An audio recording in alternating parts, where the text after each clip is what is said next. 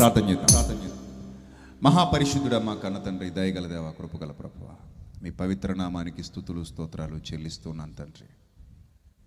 మహోన్నతుడా మా కన్న తండ్రి, ఇప్పటి వరకు ప్రభా ఈ యొక్క భారభరితమైన పరిచర్యలో ఎంతమంది పిల్లలైతే పాలిభాగం తీసుకున్నారో, సహకారుల యొక్క పేర్లు జీవగ్రంథమందు వ్రాయబడి ఉన్నవి అని మీరు సెలవిచ్చిన ప్రకారంగా ఈ సత్యమునకు సహకరించిన బిడ్డలందరి కుటుంబాలలో వెలుగులు నింపండి ప్రభువా.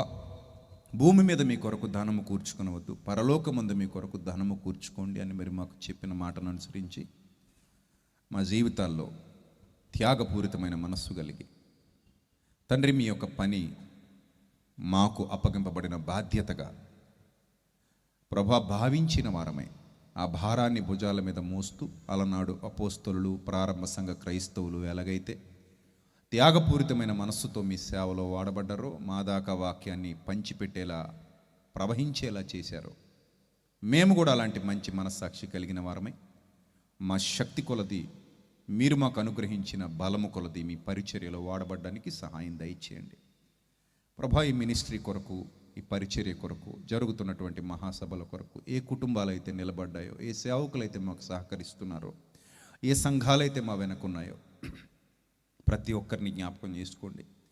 ప్రతి సంఘాన్ని, ప్రతి సేవకుడిని, ప్రతి కుటుంబాన్ని ఆశీర్వదించండి ప్రభా. ఇప్పుడు మీ వాక్యం ఎత్తబడబోతూ ఉండగా తండ్రి 30 60 100 వారి హృదయాలలో మీ మాటలు ఫలింపచేయండి అయ్యా. మీ మాట బండను బద్దలు చేయి సుత్తి వంటిది, మీ మాట అగ్ని వంటిది, మాలో ఉన్న కల్మషాన్ని కడిగేది, మా హృదయాన్ని శుద్ధీకరించేది. అలాంటి బలమైన ఆత్మ సంబంధమైన వాక్కులతో మమ్మల్ని నింపమని, మీ యొక్క చిత్తము మా జీవితాల్లో నెరవేర్చబడినట్లు సహాయము దయచేయమని ఈ రాత్రి వేళ అమూల్యమైన మీ మాటల చేత మా హృదయాలను తృప్తిపరచమని వేడుకుంటూ, ఘనత, మహిమ, ప్రభావములు మీకు మాత్రమే చెల్లిస్తూ మీ దాసునిగా నన్ను మరుగుపరిచి మీ ఆత్మ సంబంధమైన జ్ఞానమును, సహాయమును, మరి ముఖ్యంగా సమయోచితమైన జ్ఞానమును అనుగ్రహించి మీ శక్తి చేత, మీ బలము చేత నడిపించి మా హృదయంలో ఉన్నటువంటి వాక్కులను మీ పిల్లల హృదయాలలోనికి పంపించమని, ఘనత, మహిమ, ప్రభావములు మీకు మాత్రమే చెల్లిస్తూ మా కొరకు రానే ఉన్న ప్రభు అయిన క్రీస్తు పేరిట ఈ ప్రార్థన మనవులు సమర్పించి మీ వద్ద నుండి తిరిగి పరలోకపు జవాబు పొందుకుంటున్నాం మా కన్న తండ్రి. ఆమెన్. ప్రియమైన దేవుని ప్రజలారా, సర్వోన్నతుడు, సర్వశక్తుడైన దేవుడు తన కుమారుడైన క్రీస్తును శరీరధారిగా ఈ లోకానికి పంపించడంలో గల ప్రధానమైన ఉద్దేశం ఏమిటో తెలుసా? అంతరంగాలు శుద్ధి చేయటానికి. బాగా అర్థం చేసుకోండి, మళ్ళీ చెప్తున్నా. This is the one and only answer. Yesu ప్రభు ఈ లోకానికి వచ్చింది నశించిన దానిని వెదకి రక్షించుటకు. మనుష్య కుమారుడు ఈ లోకానికి వచ్చారు. మీరు పాపులను రక్షించుటకు క్రీస్తు యేసు లోకమునకు వచ్చినను మాట నమ్మదగినదియు పూర్ణ అంగీకారమునకు యోగ్యమైనదియునై ఉన్నది అనే సత్యాన్ని చాలాసార్లు విన్నారు, చాలాసార్లు నేర్చుకున్నారు, చాలాసార్లు గ్రంథంలో చదువుకున్నారు కదూ. చదువుకున్నారా? ఎంతమంది చదువుకున్నారా వచనాన్ని? రైట్. ఆ వచనం యొక్క భావం పాపి అనగానే శరీరంలో రుగ్మతున్నవాడు కాదు. పాపము శరీరంలో కనబడదు. పాపం ఎక్కడ కనబడుతుంది అమ్మా? పాపం ఎక్కడ కనబడుతుందమ్మా? హృదయంలో కనబడుతుంది. పాపము గూడు కట్టుకుని నివాసం చేసే ప్లేస్ ఏది అని అంటే మానవుని హృదయమే. నీలో పాపం ఎక్కడుంది? చేతిలో ఉందా? కన్నులో ఉందా? ముక్కులో ఉందా? నోట్లో ఉందా? కాల్లో ఉందా? తలలో ఉందా? జుట్టులో ఉందా? గోడలో ఉందా? ఎక్కడుందంటే ఎక్కడా లేదు. డాక్టర్ గారి దగ్గరికి వెళ్ళి, అయ్యా నాలో పాపం ఉంది, స్కాన్ చేయండి అంటే డాక్టర్ గారు ఒళ్ళంతా స్కాన్ చేసి ఎంఆర్ఐ స్కానింగ్ మిషన్లో పెట్టినా కూడా నీలో పాపం ఉందని చెప్తాడా? చెప్పరు. ఎందుకంటే ఏ డాక్టర్కి కూడా దొరకనిది మనిషిలో ఉన్నటువంటి ఆ యొక్క పాపము అనే వ్యాధి. అపరాధముల చేతను, పాపముల చేతను మీరు ఏమై ఉన్నారంటోంది వాక్యం. ఎఫెసీ పత్రిక 2వ అధ్యాయం 1వ వచనంలో చచ్చిన వారై ఉండగా అంటోంది వాక్యం. అది ఏ డాక్టర్ కనిపెట్టలేడు, ఏ డాక్టర్ పసిగట్టలేడు, ఏ వైద్యుడికి అందనిది. అంతెందుకు, నేను అనుకునేవాడిని లై డిటెక్టర్ అనేదో మెషిన్ వచ్చిందట, ఎవరైనా ఒక దొంగతనం చేసి అబద్ధం చెప్తే పోలీసులు ఆ మిషన్ పెడతారట. ఆ మిషన్ పెట్టగానే అది కీమని అరుస్తుందట. అలా అరిస్తే ఈ దొంగతనం చేసినోడు దొంగ అని చెప్పి మిషన్ చెప్పేస్తుందట అనుకునేవాళ్ళం. కానీ నాకు తర్వాత అర్థమైంది, ఆ మిషన్ను కూడా బురిడి కొట్టించే మహానుభావులు ఉన్నారట. అంటే ఆ మిషన్ కూడా అందకుండా కంట్రోల్గా తమ మనస్సును పెట్టుకొని పోలీసులు పరీక్షిస్తున్నప్పుడు కూడా దొరకకుండా సమాధానాలు చెప్పి తెలివిగా తప్పించుకోగలిగే సామర్థ్యం కలిగిన వ్యక్తులు ఉన్నారట. అంటే మిషన్లు పసిగట్టలేవు మానవ హృదయాన్ని, మిషన్లకు అందదు. నేను పాట రాశాను ఎప్పుడో 2015లోనో 14లోనో విడుదలైంది పాట. అది ఆ పాటలో ఒక మాట రాశాను, హృదయమన్నది బహుఘోరమైనది, మాయ చేసి మనిషి బ్రతుకు మార్చుతున్నది. హృదయమన్నది మోసకరమైనది, దాని ఊహ అంతయు కేవలము చెడ్డది. శాస్త్రవేత్తలైన ఇది వివేచింపగలరా, గొప్ప వైద్యులైన మందు కనిపెట్టగలరా. శాస్త్రవేత్తలైన ఇది వివేచింపగలరా, గొప్ప వైద్యులైన మందు కనిపెట్టగలరా. ఎవరు చెల్లించారు దీనికి మూల్యం, ఎవరు మార్చగలరు నీ పాపిష్టి హృదయం. తెలుసుకో ఓ మనిషి, క్రీస్తు ఒక్కరే దీనికి సమాధానం. తెలుసుకో ఓ మనిషి, క్రీస్తు ఒక్కరే దీనికి సమాధానం. హృదయమన్నది బహుఘోరమైనది, మాయ చేసి మనిషి గతిని మార్చుతున్నది. హృదయమన్నది మోసకరమైనది, దాని ఊహ అంతయు కేవలం చెడ్డది. ఆ పాటలో ఫస్ట్ లైన్స్లో ఏం రాసింది తెలుసా? హృదయం అంటే గుండె కాదు, హృదయం అనేది ఆత్మకు సంబంధించింది. గుండె రక్తాన్ని పంపిణీ చేసేది, సరఫరా చేసేది. గుండె వేరు, హృదయం వేరు. కానీ మన వాడుక భాషలో గుండెను కూడా పర్యాయ పదంగా గుండెకు కూడా ఏమని వాడతారు? హృదయం అని వాడతారు. దానికి ఒక లవ్ సింబల్ యాడ్ చేస్తారు. కానీ వాస్తవానికి గుండె వేరు, ఆలోచించే హృదయం వేరు. మనసుకు సంబంధించినది హృదయం. అందుకే ఆదికాండంలో రాత్రి మనం చదువుకున్నాం, దేవుడు భూమి మీద నరులను చేసినందుకు తన హృదయంలో ఏమయ్యారట? నొచ్చుకున్నారంటే దేవునికి ఆత్మస్వరూపి అయిన దేవునికి కూడా హృదయం ఉంది, కానీ గుండె లేదు ఆయనకి. గుండె ఎందుకు? రక్తాన్ని సరఫరా చేయడానికి, రక్తాన్ని పంపు చేయడానికి. దేవుడికి శరీరం లేదు, కానీ హృదయం ఉంది. అంటే హృదయం అనేది దేనికి సంబంధించింది? ఆత్మకు సంబంధించింది. ఆత్మరూపిగా ఉన్న దేవుడు ఆత్మలుగా మనల్ని సృష్టించి శరీరాలలోనికి పంపించాడు కనుక ఆత్మకు హృదయం ఉంది, శరీరానికి గుండె ఉంది. గుండె వేరు, హృదయం వేరు. ఈ విషయం మీరు అందరూ అర్థం చేసుకోవాలి. ఒక్కోసారి వాడుక భాషలో రెండింటికి ఒకే పదాన్ని వాడితే వాడొచ్చు, కానీ దేనికి వాడుతున్నారు అనేది ముఖ్యంగా మీరు అర్థం చేసుకోవాలి. సందర్భాన్ని బట్టి దాన్ని విభజించాలి. సందర్భాన్ని బట్టి ఒకసారి హృదయం అని ఇటు చూపించినా కానీ దేని పెద్ద పాపం కాదు, తప్పు కాదు. కానీ హృదయం అంటే కేవలం గుండె మాత్రమే కాదు అనేది తెలుసుకోండి. ఆత్మ గురించి మాట్లాడుతున్నప్పుడు రాత్రి చెప్పాను కదా, మరణం 2 రకాలని. ఆత్మ మరణం ఉంది, శరీరానికి కూడా ఉంది, మరణం ఉంది. అలాగే గుండె, హృదయం రెండూ వేరు అన్నది మీకు అర్థమైతే హృదయం ఆత్మకు సంబంధించింది. ఇక్కడ మీరు అందరూ ఉన్నారు కదా, మీ మొబైల్లో డేటా ఉంటుంది కదా, ఆ డేటా కార్డ్ ఒకటి ఉంటుంది కదా, ఆ డేటా స్టోరేజ్ ఒకటి ఉంటుంది కదా. 120 GB, 250 GB, 500 GB ఇలా జీబీ లెక్కల్లో స్టోరేజ్ అవుతుంది. మీ గ్యాలరీలో ఉన్న ఫొటోస్, మీ వీడియోస్, ఎవ్రీథింగ్ అన్నీ కూడా ఆ గ్యాలరీలో స్టోర్ అవుతాయి కదా. మీరు అర్థం చేసుకోండి, ఆ గ్యాలరీలో స్టోర్ అయ్యేటువంటి మ్యాటర్ ఏదైతే ఉందో, ఆ గ్యాలరీలో స్టోర్ అయ్యేటువంటి సమాచారం ఏదైతే ఉందో, ఆ సమాచారాన్ని మీలో స్టోర్ చేసేది హృదయం. మీ జ్ఞాపకాలు, మెదడు అంటాం. మెదడు, ఆ మెదడుని, లోపల ఉన్న అవయవాల్ని అన్నింటినీ ఎక్కడో ఆత్మ కంట్రోల్ చేస్తోంది. ఆ ఆత్మ ఎక్కడుందో ఎవరికి తెలియదు. అందుకే హెబ్రీ పత్రిక 4వ అధ్యాయం 12వ వచనంలో ఒక మాట రాయబడింది. చూద్దాం ఆ మాట, అందరూ చదవండి ఒకసారి. హెబ్రీ పత్రిక 4వ అధ్యాయం 12వ వచనం. తీయాలి బైబిల్ త్వరగా. హెబ్రీ పత్రిక 4వ అధ్యాయం 12వ వచనం.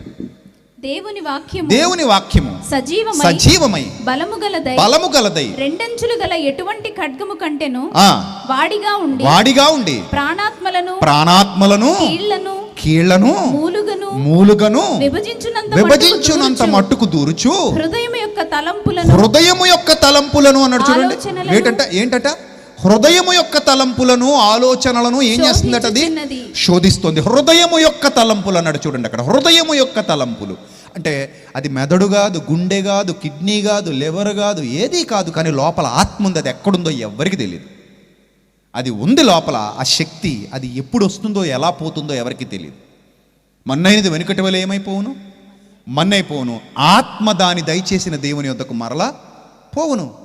ఆ ఆత్మకు సంబంధించిందే హృదయం. అదే మీరు ఇప్పుడు ఆలోచించడానికి ఉపయోగపడుతుంది. మీరు అందరూ ఆలోచిస్తున్నారు, మీకు డేటా ఉంది, మీకు జ్ఞాపకాలు ఉన్నాయి. ఆ జ్ఞాపకాల్లో మంచివి ఉన్నాయి, చెడ్డవి ఉన్నాయి. మీరు ఆలోచిస్తున్నారు, మంచి ఆలోచనలు ఉన్నాయి, చెడ్డ ఆలోచనలు కూడా ఉన్నాయి. రాత్రి అదే మాట్లాడాను. హృదయాలు పాడైపోయాయి కాబట్టి వ్యవస్థ పాడైపోయింది. హృదయాలు పాడైపోయాయి కాబట్టి సమాజం పాడైపోయింది. హృదయాలు పాడైపోయాయి కాబట్టి ఈ వ్యవస్థ కుళ్ళు పట్టిపోయింది, భ్రష్టు పట్టిపోయింది. అదే హృదయాలు బాగుంటే ఈ వ్యవస్థ చాలా బాగుండేది. హృదయాలు బాగోకపోవటం వలన ఈ వ్యవస్థ అస్సలు బాలేదు, అస్సలు బాలేదు. కాబట్టి ఆలోచించండి ప్రియమైన దేవుని ప్రజలారా. యేసుక్రీస్తు ఈ లోకానికి వచ్చింది నీ నా హృదయాన్ని ఏం చేయటానికి? శుద్ధి చేయటానికి. శుద్ధి చేసి అందులో ఉన్న మలినాన్నంతటిని తీసివేసి పరిశుద్ధాత్మను నీలోనికి పంపించి ఒక స్వచ్ఛమైన వ్యక్తిత్వం గలవాడిగా, ఒక అద్భుతమైన వ్యక్తిగా, ఒక అద్భుతమైన శక్తిగా నిన్ను నన్ను ఆయన సమరూపమునకు మార్చటానికి యేసుక్రీస్తు లోకానికి వచ్చారు. ఆయన సమరూపములోనికి నిన్ను నన్ను తీసుకెళ్ళటానికి యేసుక్రీస్తు లోకానికి వచ్చారు. ప్రియమైన దేవుని ప్రజలారా, మీరు రాత్రి దేవుని యొక్క స్వచ్ఛమైన వాక్యాన్ని, సత్యమైన వాక్యాన్ని జాగ్రత్తగా ఆలోచన చేయండి. చాలా లోతైన సంగతులు నేర్చుకుంటారు. పాయింట్లోకి వెళ్తున్నాను, జాగ్రత్తగా వినండి. చరిత్ర చెప్తాను మీకు. చరిత్రలో నుండి వద్దాం. చరిత్ర నుండి మీకు అర్థమైతే రేపటి దినాన చాలా ఫుల్ ప్లెడ్జ్డ్గా మీకు వాక్యం ఇంకా లోతుగా అర్థమవుతుంది. చరిత్రలో యేసుక్రీస్తు రాబోతున్నాడన్న సత్యం పాత నిబంధన గ్రంథం నుండే బయలుపరచబడుతూ వచ్చింది. ఒక డాక్టర్ రాబోతున్నాడు ఈ భూమి మీదకి, పరమ వైద్యుడు. ఆయన ఏ వైద్యుడు? పరమ వైద్యుడు.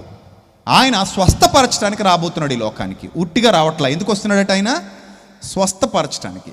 స్వస్థపరచడం అనగానే కేవలం శరీర రోగాలు అనుకోకండి. ఆత్మరోగాలు స్వస్థపరచడానికి వస్తున్నాడు ఆయన. ఆత్మలను రక్షించడానికి వస్తున్నాడు ఆయన. ఆత్మలను బాగు చేయడానికి వస్తున్నాడు ఆయన. హృదయాలు కడగడానికి వస్తున్నాడు ఆయన. అది ఆయన పని. అయితే పాత నిబంధనలో ఛాయగా దీనిని చూపించారు, క్రొత్త నిబంధనలో ఆ నిజస్వరూపాన్ని వ్యక్తపరిచారు. హెబ్రీ పత్రిక 1వ అధ్యాయం 1వ వచనం ఒకసారి చదువుదాం అందరూ కూడా. హెబ్రీ పత్రిక 1వ అధ్యాయం 1వ వచనం. హెబ్రీ పత్రిక 1వ అధ్యాయం 1వ వచనం. పూర్వకాలమందు నానా సమయములలోనూ నానా విధములుగాను, చూసారా? పూర్వకాలమందు నానా సమయములలోనూ నానా విధములుగాను ప్రవక్తల ద్వారా మన పితరులతో మాట్లాడిన దేవుడు అని వ్రాయబడింది. ఏమిటట? నానా సమయములలోనూ నానా విధములుగాను ఎవరి ద్వారా మాట్లాడాడట? ప్రవక్తల ద్వారా మన పితరులతో మాట్లాడిన దేవుడు ఈ దినముల అంతమందు కుమారుని ద్వారా మనతో మాట్లాడిను. ఏమంటే మీరు ఎప్పుడైనా కమ్యూనికేట్ చేయటం అనే విషయాన్ని బాగా అర్థం చేసుకుంటే ఎప్పుడు మాట్లాడతారో తెలుసా? మనిషిని మార్చడానికి మాట్లాడతాం. పంచాయతీలో కూర్చోబెడతారు భార్యని భర్తని. పెద్దలు ఉంటారు అక్కడ, పెళ్లి చేసిన వాళ్ళు, పెళ్లి కుదిర్చిన వాళ్ళు, ఇంట్లో వాళ్ళు పెద్దలు ఉంటారు. పెద్దలు కూర్చోబెట్టి ఇద్దరితో ఏం చేస్తారు చెప్పండి? ఏం చేస్తారు? మాట్లాడతారు. మాట్లాడేది ఎందుకు? వాళ్ళ మనసుల్ని సమాధానపరిచి, తప్పుల్ని ఎత్తి చూపి, వాటిని దిద్ది చక్కబెట్టి సంసారాన్ని నిలబెట్టడానికి మాట్లాడతారు. Communication. In the same sense దేవుడు కూడా మాటల ద్వారా మనల్ని మార్చాలనుకుంటున్నాడు. ఆయన మాటల ద్వారా, ఆయన మనతో మాట్లాడడం ద్వారా మనం మారాలని దేవుడు కోరుతున్నాడు. మీతో, నాతో, మనందరితో దేవుడు మాట్లాడడం ద్వారా మనల్ని మార్చాలని దేవుడు ఆశిస్తున్నాడు. మనం మార్పు చెందాలని దేవుడు కోరుతున్నాడు. మనం మారు మనస్సు పొంది దేవుని వైపు తిరగాలని కోరుతున్నాడు. మన అంతరంగాన్ని శుద్ధీకరించాలని కోరుతున్నాడు. మనల్ని మనం కట్టుకోవాలని కోరుతున్నాడు. ఇది దేవుని యొక్క ప్రణాళిక. అయితే పూర్వమే తన కుమారుడైన క్రీస్తును గూర్చినటువంటి సంకల్పాన్ని ప్రవక్తలకు దేవుడు బయలుపరిచాడు. ఏ రీతిగా బయలుపరిచాడు అనేది ఒకసారి చూద్దాం. పూర్వకాలంలో రిమ్మోను అనే ఒక దేవత ఉండేది. రిమ్మోను ఆ దేవత పేరు. ఈ మానవుల సృష్టిలో భాగమైనటువంటి ఈ దేవతను ఇజ్రాయెల్లో ఆరాధించేవారు. ఇజ్రాయెల్లో ఆరాధించేవారు. ఆ ఇజ్రాయెల్తో పాటుగా చుట్టుపక్కల ప్రాంతాల్లో కొంతమంది ఆరాధనలు చేశారు. ఇజ్రాయెల్ అంటే ఇస్రాయేలీలు కాదు, కొందరు అటువైపు తిరిగారు. కానీ ఇశ్రాయేలు కాని వారు, ఆ పరిసర ప్రాంతాలకు చెందినవారు, ఆ పరిసర ప్రాంత దేశాల వారు ప్రజలు కొంతమంది ఆరాధనలో భాగంగా రిమ్మోను అనే ఒక దేవత ఉండేది.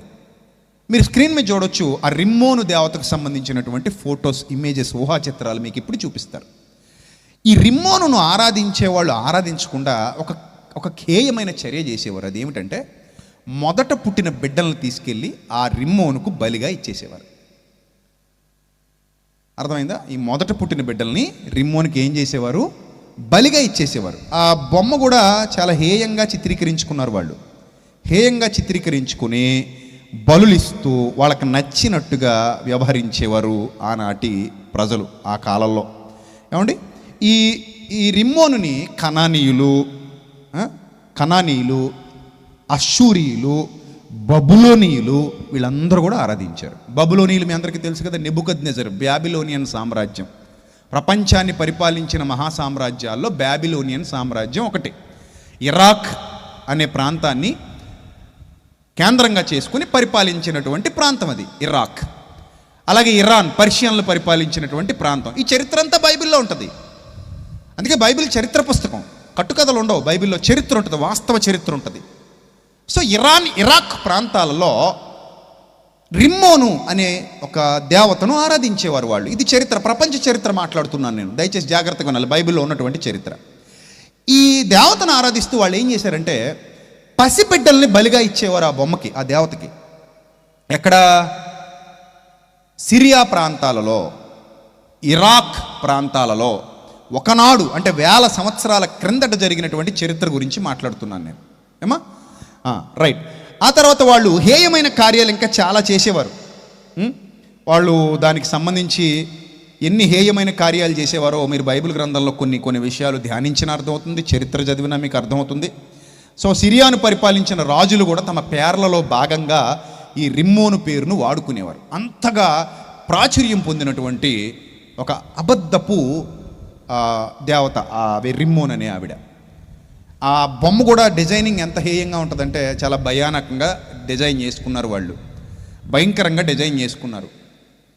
ఇలా డిజైన్ చేసుకుని వాళ్ళు ఆరాధించేవారు. ఇది చరిత్ర చెబుతున్నటువంటి సత్యం. ఈ విధమైన ఆరాధన అంటే ఒక సాతాను సంబంధమైన ఆరాధన అన్నమాట అది. అలాంటి భావజాలం. పోనీ అలాగని ఆ రిమ్మోను పేరట ఏమైనా మంచి పనులు చేసేవారా అంటే ఏం కాదు, అన్ని హేయమైన పనులు చేసేవారు.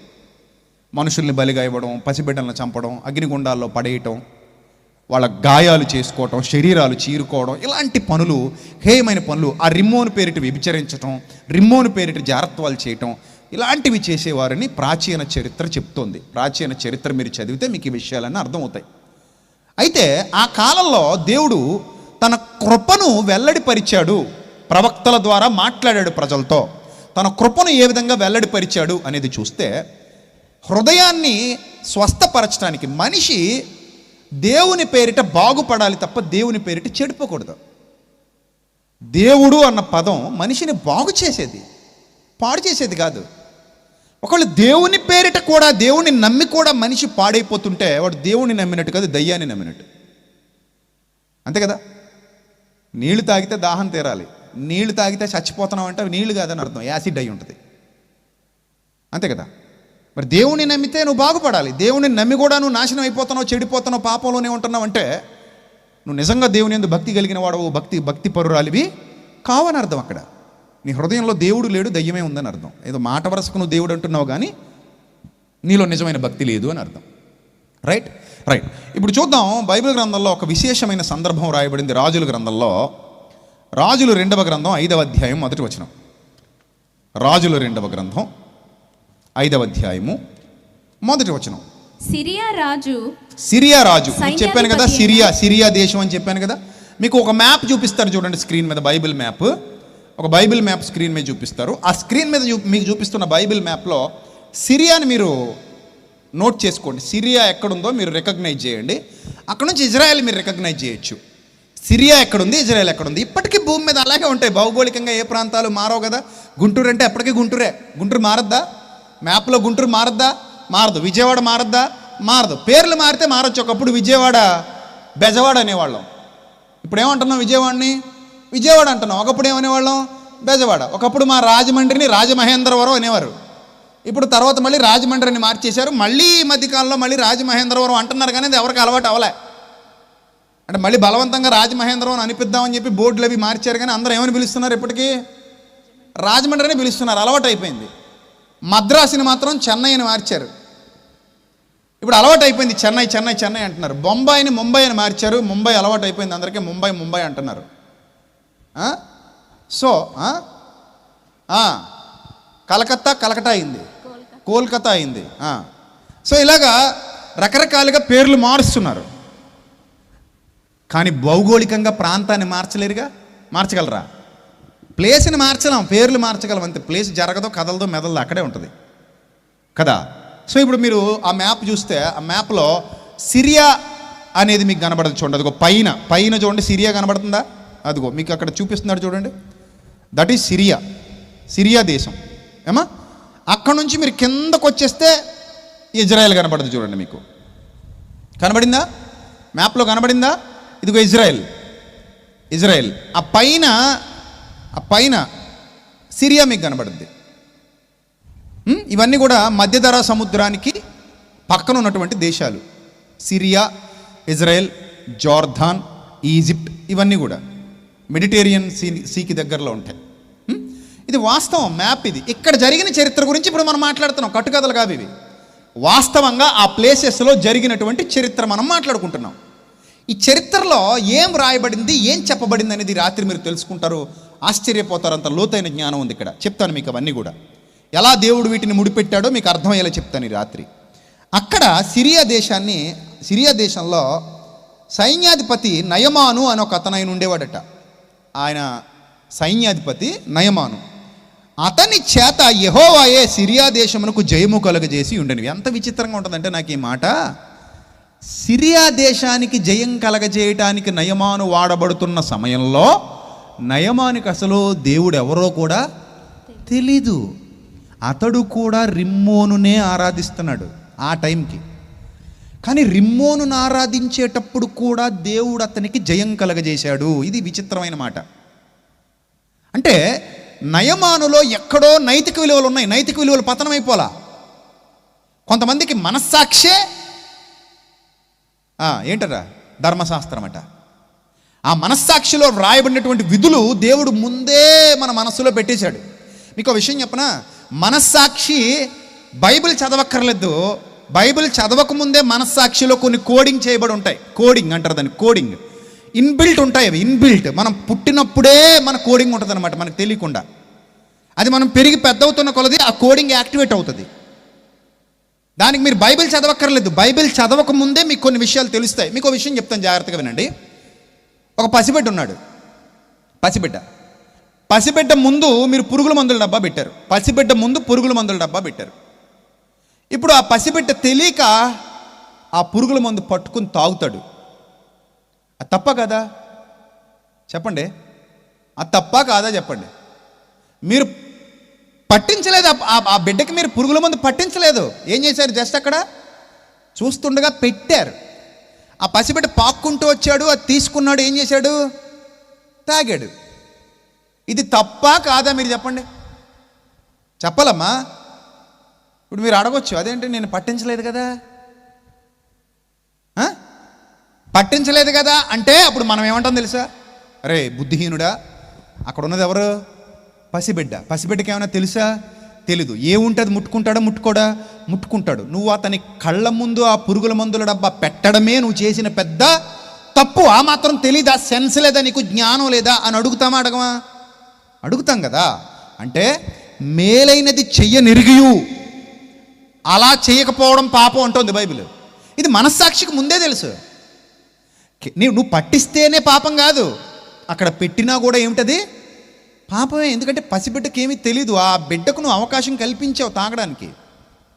అంటే నీ మనస్సాక్షికి ఏది చెయ్యాలో, ఏది చేయకూడదో, ఏది రైటో, ఏది రాంగో నువ్వు ఏ ధర్మశాస్త్రాలు చదవక్కర్లేదు, గ్రంథాలు చదవక్కర్లేదు, ఏం చదవక్కర్లేదు. కామన్ సెన్స్ అనేది ఒకటి ఆల్రెడీ మన బాడీలో, మన మైండ్లో, మన హృదయంలో వ్రాయబడి ఉంది. That is coding, God's coding. మనస్సాక్షి అనేది దేవుని యొక్క కోడింగ్. అందుకే ఎవడు దేవుని ఎదుట తప్పించుకోలేడు. మనస్సాక్షి ప్రత్యుత్తరం ఇస్తుందట. మనస్సాక్షి ప్రత్యుత్తరం ఇస్తుంది, తప్పించుకోలేడు వాడు. తెలుసు, వాడికి తప్పని తెలుసు, ఏది తప్పో తెలుసు, ఏది ఒప్పో తెలుసు. తప్పు చేసావో లేదో కూడా నీకు తెలుసు. నేను పరిశుద్ధుడిని, నేను పవిత్రుడిని ఎవడు చెప్పుకున్నా మనస్సాక్షిలో కోడైపోయి ఉంటుంది. నేను తప్పు చేశానా చేయలేదా, నేను మంచిగా ఉన్నానా లేదా, నా హృదయం బాగుందా బాగోలేదా, ఎవరికి వాళ్ళు పరీక్షించుకుంటే వాళ్ళకే తెలిసిపోద్ది. ఎందుకంటే దేవుడు అలాంటి బలమైన మనస్సాక్షి లోపల పెట్టాడు. ఇక్కడ నయమాన్ అనే వ్యక్తి కూడా దేవుని ఎరుగకపోయినా మనస్సాక్షి పరంగా దేవునికి నచ్చినవాడు, దేవుడు మెచ్చినవాడు. అందుకే దేవుడు అతన్ని ఆకర్షించుకున్నాడు. చాలామంది సత్యం తెలియకపోయినా, దేవుణ్ణి ఎరుగకపోయినా, దేవుని గురించి తెలియకపోయినా మనస్సాక్షి పరంగా నీతిమంతులుగానే వ్యవహరిస్తూ ఉంటారు. వాళ్లకు దేవుడు నచ్చితే, వాళ్ళు కనుక దేవునికి నచ్చితే దేవుడు వాళ్ళని తప్పకుండా ఏం చేస్తాడు, ఆకర్షించుకుంటాడు, విడువడు. ఎందుకంటే వివేకము కలిగి దేవుని వెదకువారు కలరేమో అని ఆకాశం నుండి ఆయన ఏం చేస్తున్నాడట, నరులను పరిశీలిస్తున్నాడు. ఆయన పరిశీలనలో వాళ్ళు దొరికారనుకోండి, తప్పకుండా వాళ్ళని ఆయన ఆకర్షించుకుంటాడు, పిలుచుకుంటాడు. ఇక్కడ నయమాన్ అనే వ్యక్తి జీవితాన్ని మనం చూస్తుంటే అతడు ఇశ్రాయేలీయుడు కాదు, అన్యుడైనప్పటికీ దేవుని కృప అతన్ని విడిచిపెట్టలేదు. అతడు రిమ్మోన్ ఆరాధికుడే. కానీ అతని మనస్సాక్షిని బట్టి అతడు ఎంతో కొంత దేవుని ఎదుట పేరు పొందిన వాడిగా కనబడుతున్నాడు. అతను దేవుని దృష్టికి ఇష్టడుగా కనబడుతున్నాడు. కనుక అతడు తన యజమానుని దృష్టికి కూడా గనుడై దయ పొందినవాడు ఆయన. అతడు మహాపరాక్రమశాలి అయి ఉండెను, కానీ అతడు ఎవరట, కుష్ఠరోగి అని వ్రాయబడింది. చూడండి, పరాక్రమశాలి కానీ కుష్ఠరోగి. మీరు బాగా అర్థం చేసుకోండి. కుష్ఠవ్యాధికి ఇప్పుడు మందు వచ్చింది, లెపర్సీకి ఇప్పుడు మందు వచ్చింది. కానీ పూర్వకాలంలో లెపర్సీకి ఏమి లేవు, మందులు లేవు. మీరు లెపర్సీ అంటే చిన్నగా చూడకండి, చాలా భయంకరమైన వ్యాధి. ఎంత భయంకరమైందో తెలుసా? ఒకసారి చేతుల మీద లెపర్సీ పుండుగాని వచ్చింది అనుకోండి, కురుపు వచ్చింది అనుకోండి, కుష్ఠ కురుపు, అదిగో వేళ్ళు అలా తినేస్తూ వెళ్ళిపోతాయి లోపలికి. చూసారా, స్క్రీన్ మీద కనబడుతుంది మీకు. బొటన వేలు పుట్టినప్పుడు ఫుల్గానే ఉంటుంది. మన వేలు ఎలా ఉంది, మీ బొటనేలు చూసుకోండి ఒకసారి ఎలాగుంది. మీ బొటనేలు చూసుకోండి ఎలా ఉంది, బాగానే ఉంది కదా, వేలు ముద్ర వేసే వేలు. కానీ స్క్రీన్ మీద ఉన్న వేళ్ళు చూడండి, 2 వేళ్ళు చూడండి, ఏమైనాయి అవి, తినేసింది కురుపు. అంటే కొంచెంగా లోపలికి ఏమైపోతా వెళ్ళిపోద్ది అనమాట, తినేస్తూ వెళ్ళిపోద్ది. అది కుష్ఠవ్యాధికి ఉన్న లక్షణం. అందుకే కొంతమంది 5 వేళ్ళు తినేస్తాయి, అన్ని వేళ్ళు పోతాయి కుష్ఠవ్యాధి వల్ల. అదిగో చూడండి, వేళ్ళు అలా పోతాయి. ఇప్పుడంటే ట్రీట్మెంట్ వచ్చింది, పూర్వకాలంలో దీనికి ట్రీట్మెంట్ లేదు. భయంతో వణికిపోయేవారు కుష్ఠ అనేసరికి. కుష్ఠ అనేసరికి హడలెత్తిపోయేవారు, ఎక్కడ అంటుకుపోద్దు అని బయటికి గెంటేసేవారు, వేలేసేసేవారు. ఊళ్ళోకి రాకూడదు కుష్ఠరోగులు ఊళ్ళోకి రాకూడదు, బయటికి గెంటేసేవారు. ఎందుకంటే మందులు లేనప్పుడు అంత భయపడిపోయేవారు. అంత ఎందుకంటే మనం కరోనా వచ్చినప్పుడు మనం ఏం చేసాం చెప్పండి, మీరు నిజాలు చెప్పండి. కరోనా వచ్చినప్పుడు ఏం చేసాం, మన వాళ్ళనే రెడ్ జోను, ఏం జోన్ అంట, గ్రీన్ జోను, ఇంకో జోన్ ఏదో ఉందమ్మా, ఆరెంజ్ జోనా, మా 5 జోన్లు. ఆ రెడ్ జోన్లో ఉన్నోడి దగ్గరికి గ్రీన్ జోన్లో ఉన్నోడు వెళ్ళేవాడు కాదు. ఎందుకు, మాకంటుకుపోద్దేమో కరోనా అని. కరోనా టైంలో మనం ఎలాగైతే వెళ్ళేసేసామో ఏంటి, ఆ రోజుల్లో కుష్ఠరోగులను కూడా అలాగే ఏం చేసేవారు, వెళ్ళేసేసేవారు. అంటుకుపోద్దేమని భయం, లోపలికి రానిచ్చేవారు కాదు. అంత భయంకరమైన మందులేని వ్యాధి. Underline that word. ఏం వ్యాధి, ఏం వ్యాధమ్మా, ఏం వ్యాధమ్మా, గట్టి చెప్పండి, ఏం వ్యాధి? మందు లేని వ్యాధి, ఔషధం లేని వ్యాధి, నయం కాని వ్యాధి, చికిత్స లేని వ్యాధి. ఏమా, ఇది ఉపమాన రూపకమైన భావం. మీరు జాగ్రత్తగా దృష్టిలో పెట్టుకోండి. నెక్స్ట్ మనం మాట్లాడుకోబోతున్నాం. ఎప్పుడైతే ఈ మందులేని వ్యాధి నయమానికి వచ్చిందో, అతను మహాపరాక్రమవంతుడే, కానీ ఆ వ్యాధిని ఏం చేయలేకపోతున్నాడు, జయించలేకపోతున్నాడు. గుర్తుపెట్టుకోండి, మనం ఎంత గొప్పవాళ్ళమైనా కావచ్చు, ఎంత జింబాడీ అయినా కావచ్చు, ఎంత బలవంతులమైనా కావచ్చు, పాపాన్ని జయించడం అంత ఈజీ కాదు. గుర్తుపెట్టుకోండి, పాపాన్ని మనంగా జయించలేము. అందుకే మనకి ఎవరి సహాయం కావాలి, పాపమును గెలిచిన వాని సహాయం కావాలి. దేవుని నామానికి మహిమ కలుగునుగాక.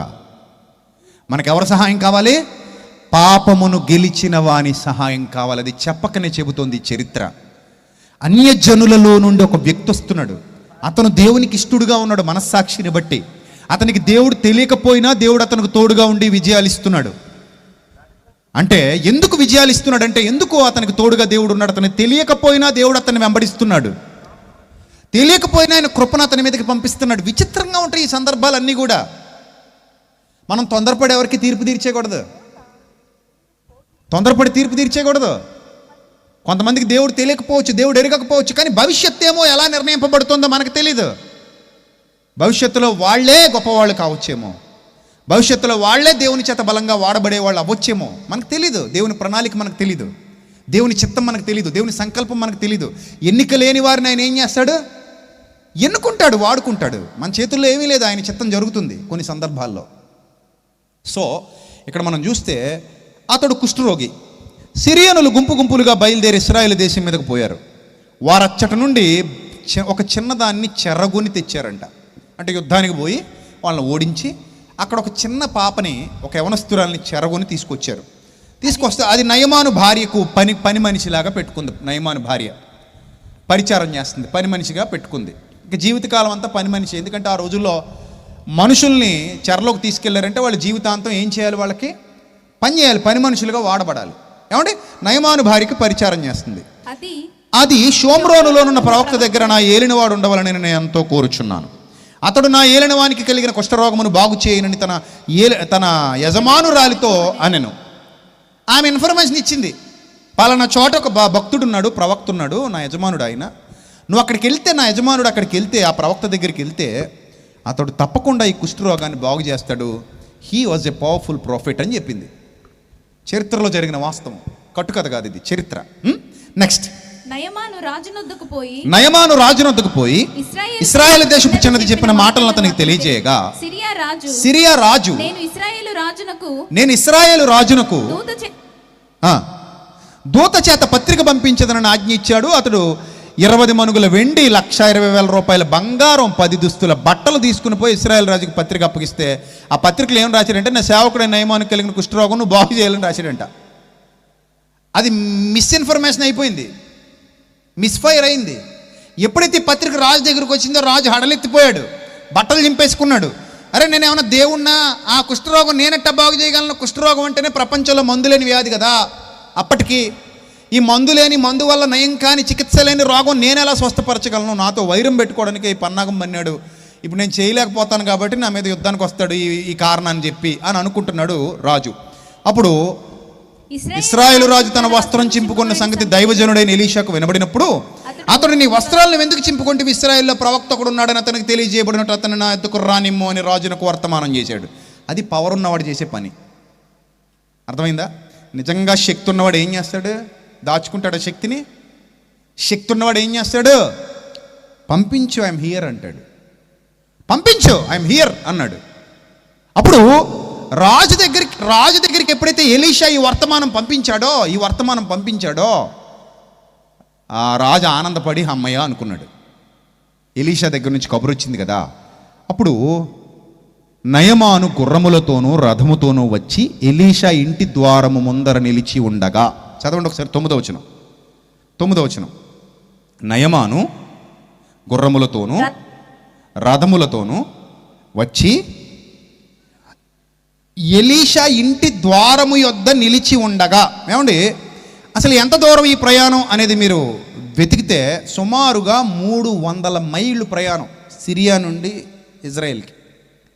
ఎన్ని వందల మైళ్ళు? దగ్గర 300 మైళ్ళు ప్రయాణం.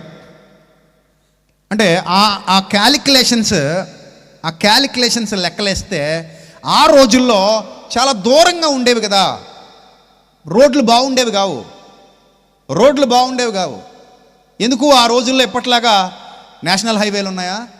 లేవు. అడవులు దాటుకుంటూ రావాలి, కొండలు దాటుకుంటూ రావాలి, మట్టి రోడ్లు, గుంతలు, రాళ్ళు, అలాంటి రోడ్ల గుండా రథాలు ప్రయాణం చేసుకుంటూ రావాలి. తన పరివారాన్ని వెంటబెట్టుకుని వచ్చాడు నయమాను. దాదాపు ఒక వారం రోజుల ప్రయాణం అండి. ఒక వారం 10 రోజుల ప్రయాణం. మెల్లిమెల్లిగా ఆగుతూ వచ్చినా ఎన్ని రోజుల ప్రయాణం? వారం నుండి 10 రోజులు ప్రయాణం చేశాడు రథాల మీద.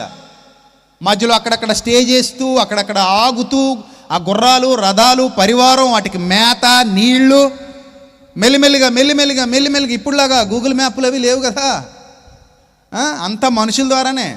రోడ్లు బాగోవు, ఎక్కడ పడితే అక్కడ రోడ్డు పక్కన దాబాలో పుల్కా తిందాం, ఈ రెస్టారెంట్ బాగుంటుంది, ఇక్కడ చికెన్ బాగుంటుంది, ఇక్కడ మటన్ బాగుంటుంది, గుంటూరు రుచులు అదిరిపోతాయి, హైవే పక్కన ఆ హోటల్ ఉంటుంది అని ఇప్పట్లాగా ఇన్స్టాగ్రామ్లో తిన్నాను ఫ్రెండ్స్, ఇక్కడ బాగుంది ఫ్రెండ్స్, ఇది ఆర్డర్ చేసాం ఫ్రెండ్స్, మీరు కూడా ఇక్కడికి వచ్చి మేసేయండి ఫ్రెండ్స్ అని చెప్పడానికి ఆ రోజుల్లో ఇన్ఫర్మేషన్ వీడియోలు ఏవి లేవు. ఇప్పుడు దాని మీద బతికేస్తున్నారు చాలామంది, ఆ ఫుడ్ వీడియోస్ చేసుకుని చాలామంది బతికేస్తున్నారు హోటళ్ళకి ప్రమోషన్స్ ఇచ్చి కదా.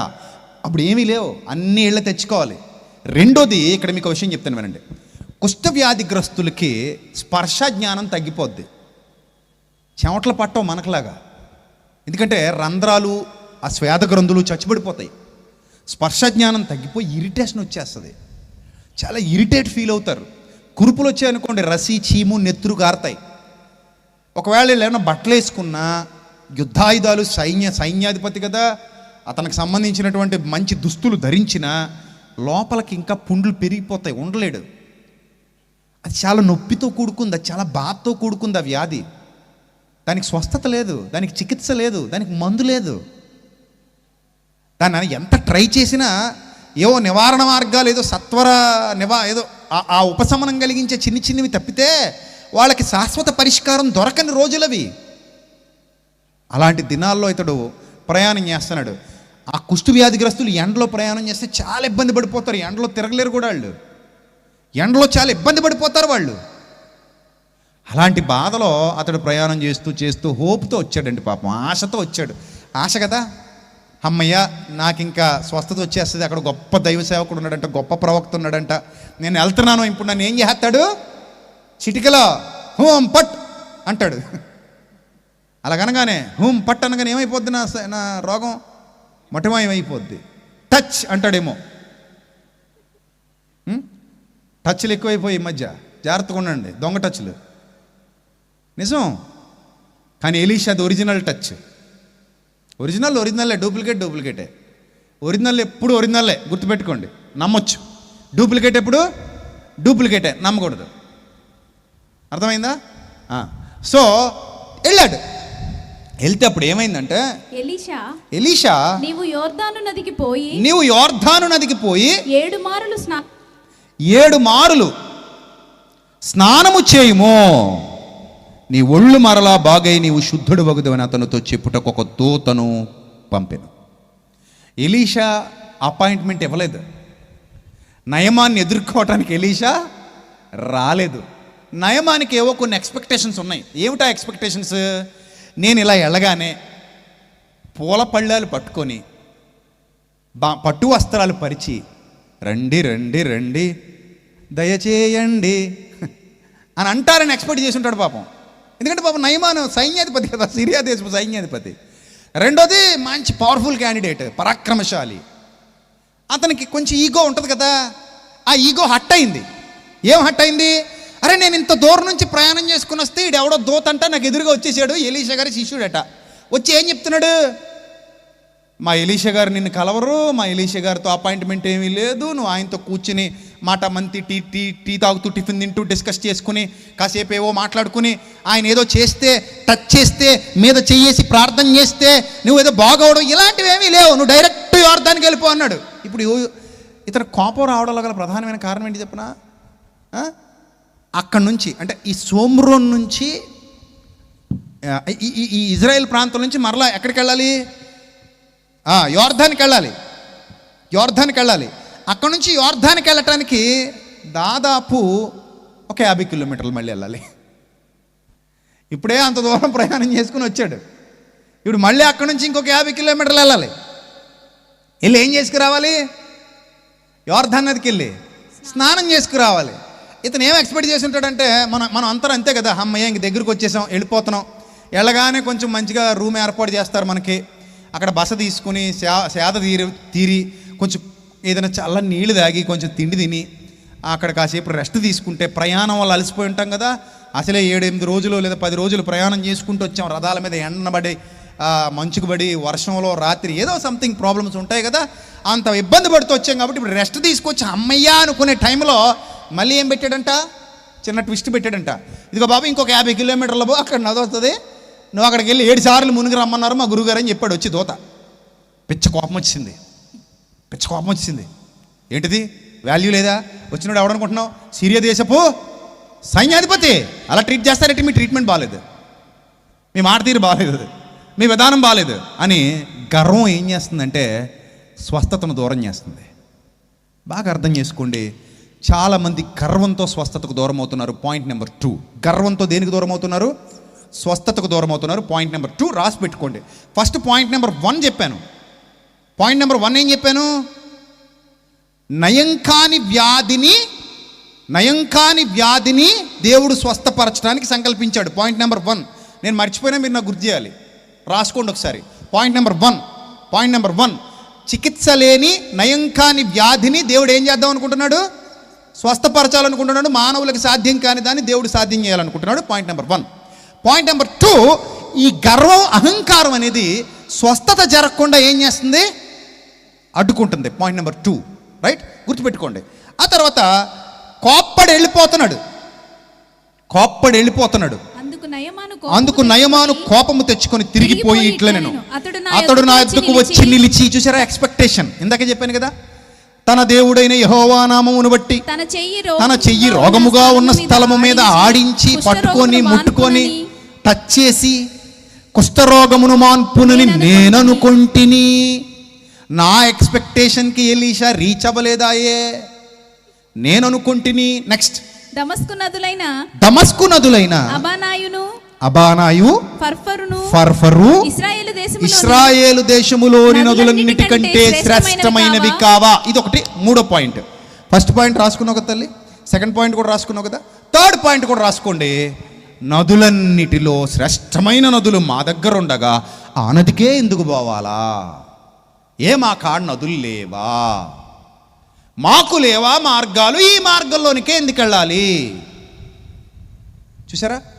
పాయింట్ నెంబర్ 3, స్వస్థత జరగకుండా మనిషి మనస్సులో పుడుతున్నటువంటి ఒక దౌర్భాగ్యకరమైన ఆలోచన ఏమిటంటే, మాకు లేవా నదులు, మాకు లేవా మార్గాలు, మీరు చెప్పిన నదిలోనికే ఎందుకు వెళ్ళాలి, మీరు చెప్పిన నదిలోనే ఎందుకు మునగాలి, మీరు చెప్పిన మార్గంలోనికే ఎందుకు వెళ్ళాలి? పాయింట్ నెంబర్ 3 ఎన్ని చెప్పాను ఇప్పటికి? 3 పాయింట్లు చెప్పాను. ఈ 3 పాయింట్లు లింక్ చేస్తాను లాస్ట్కి వచ్చాక ఆత్మీయంగా. మీరు అందుకే రాసుకుని పెట్టుకోండి, మీరు బాగా అర్థం అవుద్ది మీకు. పాయింట్ నెంబర్ 1 చెప్పాలి త్వరగా. నెంబర్ 2, స్వస్థత దూరం అవుతున్నారు. నెంబర్ 3, ఈ నదిలోనికే ఎందుకు పోవాలి, మాకు నదులు లేవా? 3 పాయింట్లు చెప్పాను. ఈ నదే ఎందుకు, మాకు నదులు లేవా? మీరు మ్యాప్లో చూడండి, 2 నదులు మీకు కనబడతాయి. మీరు మ్యాప్లో చూడండి, 2 నదులు మీకు కనబడతాయి. 2 నదులు, అవి సిరియా దేశపు నదులు, సిరియా దేశంలో ప్రవహిస్తున్నటువంటి నదులు. అవి ఇశ్రాయేలు దేశంలో ప్రవహిస్తున్న లేదా జోర్దాన్లో ప్రవహిస్తున్నటువంటి యోర్ధాను నది కంటే కూడా పవిత్రమైనవిగా చెబుతున్నాడు అతడు. అబానాయు ఫర్ఫరు, ఏమిటవి? అబానాయు ఫర్ఫరు అని నదులు మాకు లేవా అని చెబుతున్నాడు. వాటిలో స్నానము చేసి శుద్ధి నొందలేనా నేను? నాకు లేవా ఏంది? మాకు లేక ఇక్కడ ఎంత దూరం వచ్చావా? మాకున్నాయి కదా, మాకుండగా మళ్ళీ ఇక్కడ దాకా రావాల్సినటువంటి అవసరత ఏమిటి అంటున్నాడు. ఇలాంటి అవసరత మాకుందా అని చెప్తున్నాడు. సో ఇక్కడ ఎప్పుడైతే ఇలాగ అన్నాడో, నెక్స్ట్ చూడండి ఏం జరిగిందో. శుద్ధి నొందలేనా అని అనుకుని రౌద్రుడై తిరిగి వెళ్ళిపోయాను. బయలుదేరిపోయాడు, వెనక్కి వెళ్ళిపోవటం మొదలు పెట్టేశాడు. అప్పుడు అతని దాసులలో ఒకరు వచ్చి, నాయనా ఆ ప్రవక్త ఏదైనా ఒక గొప్ప కార్యము చేయమని నియమించిన ఎడల నీవు చేయకుందువా? అయితే స్నానము చేసి శుద్ధుడవ కమ్మను మాట దానికంటే మేలు కాదా అని చెప్పినప్పుడు, నీ స్టేటస్కి తగ్గట్టుగా ఏదైనా చెప్తే చేస్తావా? చేయవా? చేస్తావు కదా. జస్ట్ ఏం చెప్పాడు? నీళ్ళలో మునగమన్నాడు. పాయింట్ నెంబర్ 4 రాసుకోండి. ఎన్ని చెప్పాను ఇప్పటికీ? 3 పాయింట్లు చెప్పాను. 4వ పాయింట్ చెప్తున్నాను. నీళ్ళలో మునిగితే స్వస్థత వచ్చేస్తుందా? రోగం తగ్గిపోద్దా? నీళ్ళలో మునిగితే రోగం తగ్గిపోద్దా? మళ్ళీ నీళ్ళలో మునిగితే రోగం తగ్గిపోద్దా? స్వస్థత వచ్చేస్తుందా? వ్యాధి నయమవుతుందా? ఏమన్నాడు? నీళ్ళలో మునగమనే కదా చెప్పాడు. అంతకుమించి నేనేం భారం పెట్టలేదుగా. జస్ట్ వెళ్ళి నీళ్ళలో మునుగు, నువ్వు స్వస్థత పొందుతావని చెప్తున్నాడు అని చెప్పాడు. అప్పుడు ఏమైంది? అప్పుడు అతడు పోయి దైవజనుడు చెప్పినట్లు యోర్దాను నదిలో 7 మారులు మునుగగా విశ్వాసంతో పోయాడు. అప్పుడు మారు మనసు పొంది విశ్వాసంతో పోయాడు. పోయి ఎన్ని మార్లు మునిగాడు? 7 మార్లు మునుగగా అతని దేహము పసిపిల్ల దేహము వలెనై అతడు శుద్ధుడాయెను. ఇది చరిత్రలో జరిగినటువంటి ఒక అద్భుతం. సిరియా దేశ సైన్యాధిపతి నయమాను జీవితంలో జరిగినటువంటి ఒక అద్భుతం.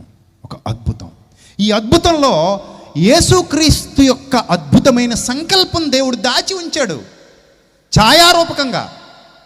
ఛాయారూపకంగా ఏం దాచి ఉంచాడు ఇందులో అనంటే, అన్యులను కూడా దేవుడు ప్రేమిస్తున్నాడు, ఆయనకు పక్షపాతం లేదు అనేది అర్థమవుతుంది ఇక్కడ. ఆయనకు పక్షపాతం లేదు, ఆయన అందరినీ సమానంగా చూస్తున్నాడు, అందరినీ ప్రేమిస్తున్నాడు అనేది అర్థమవుతుంది ఇక్కడ. రెండోది, ఆయన స్వస్థత ఇవ్వాలి అనుకుంటే అతనికి స్వస్థత ఇవ్వగల సమర్థుడు. దేవుడికి అసాధ్యమైనది ఏది లేదు అనేది మనకు అర్థమవుతుంది. ఇక్కడ యేసుక్రీస్తు యొక్క సంకల్పాన్ని ఎలీషా కూడా గ్రహించేటువంటి ఒక అద్భుతమైన అవకాశం ఛాయారూపం దాగి ఉంది. పాయింట్ నెంబర్ 1 వివరిస్తున్నాను మీకు. పాయింట్ నెంబర్ 1 ఏమని చెప్పాను? చికిత్స లేని వ్యాధికి దేవుడు ఏం పంపించాడు? అక్కడ స్వస్థత పంపించాడు. పాపం అనే రోగానికి చికిత్స ఉందామా?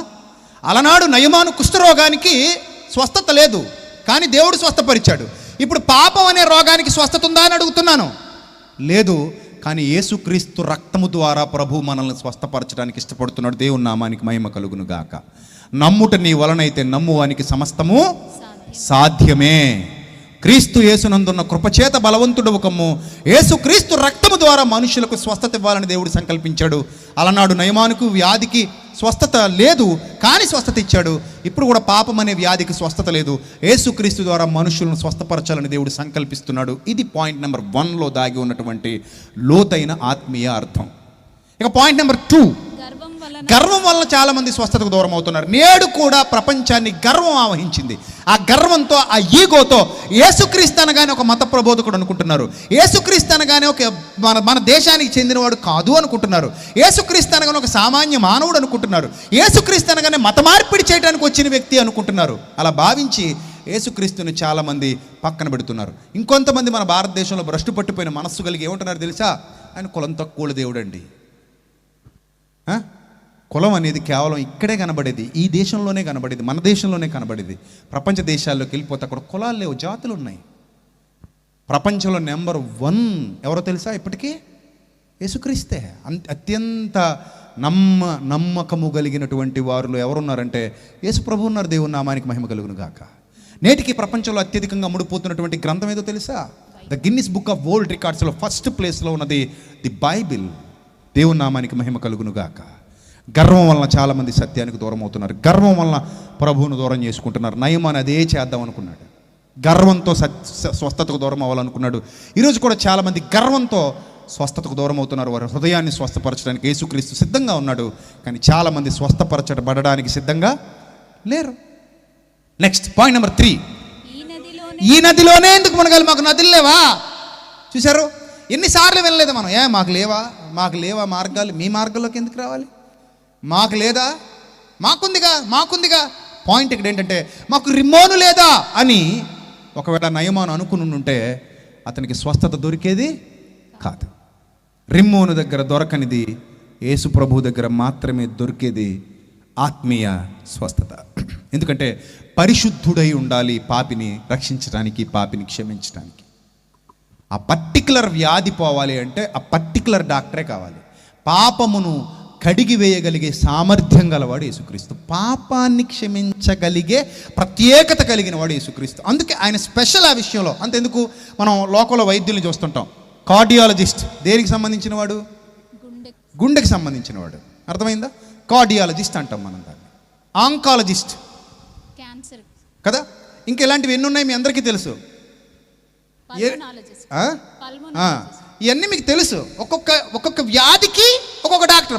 పల్మనాలజిస్ట్, నెఫ్రాలజిస్ట్, ఇలా రకరకాల వ్యాధులకు రకరకాల వైద్య నిపుణులు ఉన్నారు. మానసిక వ్యాధికి మానసిక వైద్య నిపుణులు, నరములు కీళ్ళు స్వస్థపరిచేటువంటి ఆర్థోపెడిక్ వేరే, ఇలా ఎముకలకు సంబంధించి ఆర్థోపెడిక్ ఉంటారు. ఇలా ఒక్కొక్క వ్యాధికి ఒక్కొక్కరు. చూశారు? అంటే యేసు ప్రభు దేనికి అని అంటే ఆ నది కావచ్చు, కానీ ఈ నది స్పెషల్. మాకు లేదా నది అంటే ఉండొచ్చు, కానీ యోర్ధాను ప్రత్యేకత. యోర్ధానుదే ఇందాక మీరు చదువుకున్న ఫర్ఫరే, అబానా, ఇంకోటి ఏదో ఉంది కదా నది పేరు చదువుకున్నాం, అబానాయు. అదే ఫర్ఫరే, అబానాయే యోర్ధాను ప్రత్యేకత నీకు అర్థమైతే ఈ నదే ఎందుకంటే అవును ఆ నది మాత్రమే నేను స్వస్థపరచగలదు, నువ్వు అక్కడికి వెళ్ళే మునగాలట. నీతిమంతుడు లేడు, ఒక్కడును లేడు, అందరూ పాపము చేసి దేవుడు అనుగ్రహించి మహిమను పొందలేకపోతున్నారు. యేసుక్రీస్తు అనే పరిశుద్ధిని ద్వారా ప్రపంచానికి రక్షణ అనుగ్రహింపబడింది. ఆ నది పరలోకం నుండి భూలోకానికి ప్రవహిస్తున్నటువంటి గొప్ప నది, పరలోకం నుండి ప్రవహిస్తున్నటువంటి గొప్ప నది. ఆ నది పేరే ప్రభు అయిన క్రీస్తు. ఆయన సామాన్య మానవుడు కాదు, అందరిలాంటి మనిషి కాదు, అందరిలాంటి వాడు కాదు. పరలోకము నుండి భూలోకమునకు దిగి వచ్చినవాడు, పాపము లేని పరిశుద్ధుడు, పవిత్రుడు, నిర్దోషి, నిష్కల్మషుడు, పాపులలో చేరక ప్రత్యేకముగా ఉన్నవాడు. ఈయనదే ఎందుకు? నయమాను అడిగిన ప్రశ్నలో ఛాయారూపంగా కనబడుతున్న సమాధానం క్రీస్తే ఎందుకు? క్రీస్తే ఎందుకు? పాపిని రక్షించుటకు పాపి సరిపోడు, పాపిని రక్షించుటకు ఎవరు కావాలి? పరిశుద్ధుడు కావాలి. అర్థమైందా? మాకు ఫర్ఫర్ లేదా, మాకు అబానాయి లేదా అన్నాడు నయమాను, కానీ నీకు యోర్ధాను లేదు నయమాను అని చూపించాడు ఎలీషా. అతను ఆ సత్యం తెలుసుకున్నాడు, అప్పుడు తన మనస్సు శాంతించింది. ఇక 4వ పాయింట్, నీళ్లలో మునిగితే స్వస్థత వస్తుందా? నీళ్లలో మునిగితే స్వస్థత వస్తుందా? ఇప్పుడు చాలామంది రక్షణ పొందాలంటే ఏం చేయాలి? ఇవిగో నీళ్లు, నాకు బాప్తిస్మం ఇచ్చుటకు ఆటంకమేమి అన్నాడు భక్తుడు. ఇవిగో నీళ్లు, నాకు బాప్తిస్మం ఇచ్చుటకు ఆటంకమేమి? సమాధి చేయబడాలి అన్నప్పుడు దేవుడు నిర్ణయించిన విధానం ఏంటో తెలుసా? మీరు నీళ్లలోకి వెళ్ళి సమాధి చేయబడండి అన్నాడు. ఇప్పుడు బాప్తిస్మము అంటే అర్థం ఏమిటి? What is the meaning of baptism? బ్యాప్తిస్మం అనేది తెలుగు పదం కాదు. బ్యాప్తిస్మము అనేది గ్రీక్ పదం. బ్యాప్టిజో అనే గ్రీక్ పదం నుండి వచ్చింది బ్యాప్టిజం. అర్థమైందా? బాప్తిస్మము అని దాన్ని తెలుగులో తర్జుమా చేశారు. బాప్తిస్మము అనే అచ్చ తెలుగులోకి ఆ వాడుకలోకి భావాన్ని తీసుకొస్తే ఆ భావం ఏమిటంటే నీటిలో సమాధి చేయుట అని అర్థం. ఏమిటమ్మా అర్థం? నీటిలో సమాధి చేయుట. బాప్తిస్మం అనే పదానికి తెలుగు అర్థం నీటిలో సమాధి చేయుట, టు ఇమ్మర్స్ ఇన్ వాటర్ అని అర్థం. అంటే ఇప్పుడు మనం బాప్తిజం పొందుతున్నామంటే నీటిలో మనల్ని ఏం చేస్తున్నారు? సేవకుడు తీసుకెళ్ళి సమాధి చేస్తున్నాడు. నీటిలోనే ఎందుకు సమాధి చేయబడాలి అన్న క్వశ్చన్ నీకు వచ్చింది అనుకో, దేవుడు ఏర్పాటు చేసిన విధి అది, మనం కాదనకూడదు. Rule is rule, rule for all. Rule పెట్టింది ఎవరు? దేవుడు. నేను ఇక్కడ మునగను అన్నావు అనుకో, మునక్కపోతే దేవుని విధి ప్రకారంగా చేయాలి. ఏదైనా సరే విధి, ఆజ్ఞ. మీకు చిన్న ఎగ్జాంపుల్ చెప్తాను. ఎవరికైనా మన భారతదేశంలో ఉరిశిక్ష కానీ విధించబడింది అనుకోండి, ఉరిశిక్ష విధింపబడిన ఖైదీకి ఇంక అయిపోయినట్టనే ఇంకేమైనా ఆప్షన్ ఉందా? చెప్పాలి ఎవరైనా. Any option? Is there any option? Yes, ఒక ఛాన్స్ ఉంది, ఒకే ఒక ఛాన్స్ ఉంది. ఉరిశిక్ష విధించబడిన ఖైదీకి కూడా ఒక ఛాన్స్ ఉంది. ఆ ఛాన్స్ ఏంటి తెలుసా? మనం రాష్ట్రపతికి వినతి పత్రం రాయొచ్చు, అర్జీ పెట్టుకోవచ్చు. ఏమన్నా తెలుసా? అయ్యా, నేను మార్పు చెందాను, పశ్చాత్తాపం చెందుతున్నాను, చేసిన పాపాన్ని బట్టి కృంగిపోతున్నాను. అవును, నేను నిజానికి మరణపాత్రుడను, చావుకు అర్హత నేను అర్హుణ్ణి చావుకి. మీ ఉరిశిక్షకు నేనేమి అర్హత లేనోని కాదు, మీరు నన్ను ఖచ్చితంగా ఉరే తీయాలి. కానీ నేను మీ పాదాలు పట్టుకుని బ్రతిమలాడుతున్నాను, నాకు ఒక అవకాశం ఇప్పించండి, బతికి చూపిస్తాను మంచిగా. నాకు ఒక అవకాశం ఇప్పించండి, నీతిగా బతికి చూపిస్తాను అని రాష్ట్రపతికి ఒకవేళ అర్జీ పెట్టుకుంటే, ఆ అర్జీ రాష్ట్రపతి అంగీకరించి క్షమాభిక్ష పెడితే అతడి ఉరిశిక్ష ఏమవుతుంది? రద్దు అవుతుంది. ఇక్కడ ఇదే విషయాన్ని ఇంకోలా చెప్తాను. ఉరిశిక్ష పడిన ఖైదీ పశ్చాత్తాపం చెందుతున్నాడు, మారు మనసు పొందాను అంటున్నాడు, ఏడుస్తున్నాడు, కన్నీరు గారుస్తున్నాడు, జైల్లో అందరికీ చెప్పుకుంటున్నాడు, అధికారులకు చెప్పుకుంటున్నాడు, జైలు అధికారులకి, జైలు వార్డెన్కి చెప్పుకుంటున్నాడు, జైలర్కి చెప్పుకుంటున్నాడు, అక్కడ ఉన్న పెద్దలకందరికీ చెప్పుకుంటున్నాడు, అందరికీ చెప్పుకుంటున్నాడు, ఏడుస్తున్నాడు, తోటి ఖైదీలకు కూడా చెప్పుకుంటున్నాడు, ఏడుస్తున్నాడు. కానీ రాష్ట్రపతి దగ్గరికి మాత్రం వెళ్ళలేదు. వస్తుందా క్షమాభిక్ష? అన్నీ తిరిగాడు, కానీ ఎవరి దగ్గరికి వెళ్ళలేదు? రాష్ట్రపతి దగ్గరికి వెళ్ళా, మొత్తం తిరిగేశాడు. ముఖ్యమంత్రికి లెటర్ పెట్టాడు, ప్రధానమంత్రికి లెటర్ పెట్టాడు, ఏమా ప్రధానమంత్రి లేడా, ముఖ్యమంత్రి లేడా, వాళ్ళు లేరా, వీళ్ళు అందరికీ పెట్టాడు. కానీ ఎవరికి పెట్టలేదు? రాష్ట్రపతికి పెట్టలా. రాష్ట్రపతికి ఎందుకు పెట్టాలి? నేను అతను పెట్టను, నేను ప్రధానమంత్రికి పెట్టుకుంటా అంటే పెట్టుకో, కానీ నీకేం రాదు? క్షమాభిక్ష. ఎంతమంది గొప్పవాళ్ళు ఉన్నప్పటికీ నీకు పాప క్షమాపణ కావాలంటే, మరణం నుండి విడుదల పొందాలంటే, ఆ ఉరి శిక్ష నీకు తప్పించబడాలంటే ఒకే ఒక వ్యక్తికి నువ్వు పెట్టాలి అర్జీ. ఆ వ్యక్తి ఎవరు? రాష్ట్రపతి. అలాగే నీకు పాపము నుండి విడుదలిచ్చి మరణము నుండి జీవములోనికి నడిపించడానికి వచ్చినటువంటి పరలోకపు శక్తి, మనుష్య కుమారుడుగా అవతరించబడిన శక్తి వ్యక్తి యేసుక్రీస్తు అనే ప్రభువు. ఆయనను దేవుడు ప్రభువుగా నియమించాను. ఆయన ద్వారానే మనుష్యులు రక్షణ పొందాలని నియమించాడు. గనుక నీళ్ళలోనే ఎందుకు అంటే సమాధి దేవుని యొక్క నిర్ణయం. బాప్తిస్మం పొందమన్నది ఎవరి నిర్ణయం? దైవ నిర్ణయం. నువ్వు మారు మనస్సు పొంది పాపక్షమాపణ నిమిత్తం ప్రతివాడు యేసుక్రీస్తు నామమున బాప్తిస్మము పొందుడి అన్నాడు దేవుడు. కాబట్టి దైవ నిర్ణయం అది. ఆ దైవ నిర్ణయాన్ని ఎవరు కాదనలేరు. ఇది మత మార్పిడి కాదు ప్రియమని దేవుని ప్రజలారా, నేను మళ్ళీ చెప్తున్నా, ఇది మత మార్పిడి కాదు. ఒక మనిషి హృదయాన్ని స్వస్థపరచడానికి, ఒక మనిషి హృదయంలో ఉన్న పాపాన్ని తీసివేయటానికి, ఒక మనిషిని సంస్కరించడానికి దేవుడు ఏర్పాటు చేసిన విధి ఇది. క్రైస్తవ్యానికి అర్థం కాకపోవటం వల్ల ఈరోజు క్రైస్తవ్యంలో కూడా పాపులు చేరిపోయారు. ఎంతమంది పాపులు ఉన్నారో మన క్రైస్తవ్యంలో? ప్రభుని ఆరాధిస్తున్నామని చెప్పుకుంటే ఇంకా పాపలు ఉంటున్నారు. ప్రభువును గణపరుస్తున్నామని చెప్పుకుంటే ఇంకా పాపలు ఉంటున్నారు. ఇంకా బాధాకరమైన విషయం, సేవ చేస్తున్నామని చెప్పుకుంటూ కూడా ఇంకా పాపలు బ్రతుకుతున్న వాళ్ళు చాలామంది ఉన్నారు. అంటే వాళ్ళకి ఇంకా క్రీస్తు అర్థం కాలేదు, వాళ్ళకి దేవుని ప్రేమ అర్థం కాలేదు, దేవుని పిలుపు అర్థం కాలేదు. కాబట్టి గోధుమల చేలోనికి సాతాను ఎవరిని పంపించాడంట? గురుగుల్ని పంపించాడంట. గురుగులు విత్తిపోయాడంట. ఈ గురుగుల వల్ల దేవుని నామానికి అవమానం కలుగుతోంది తప్ప దేవుని నామానికి ఘనత రావట్లేదు. కాబట్టి ఈ రాత్రి మీరు ఆలోచించేయండి. మీకు స్వస్థత కావాలా? నయమానులాగా మీ గర్వాన్ని విడిచిపెట్టండి. గర్వం వదిలేశాడు నయమాను, వదిలేశాడు, వచ్చేశాడు దేవుని పాదాల చెంతకు వచ్చేశాడు. సత్యం తెలుసుకున్నాడు, దేవుడు పిలుస్తున్నాడు, ఆ పిలుపుకు లోబడ్డాడు. గర్వాన్ని వదిలేశాడు, అహంకారాన్ని వదిలేశాడు. ఈ నదిలోనే ఎందుకు అనుకోలేదు, ఆ నదిలోనే 7 మార్లు మునిగి స్వస్థత పొందాడు. అప్పుడు అతనికి అర్థమైంది, నా దగ్గర ఉన్న నదుల కంటే ఈ నది చాలా గొప్పదైన నది అని. అది యేసుక్రీస్తుకు సాదృశ్యంగా కనబడుతోంది. అక్కడ దేవుని సంకల్పం కనబడుతోంది, అక్కడ దేవుని చిత్తం కనబడుతుంది, అక్కడ దేవుని ఆలోచన కనబడుతుంది. దేవుని ఆలోచన కనబడుతుంది. రక్షణ పొందాలి అంటే మనిషి ఖచ్చితంగా ఏం చేయాలి? గర్వాన్ని విడిచిపెట్టాలి. అపోస్తలుల కార్యాలు 22వ అధ్యాయం 16వ వచనం.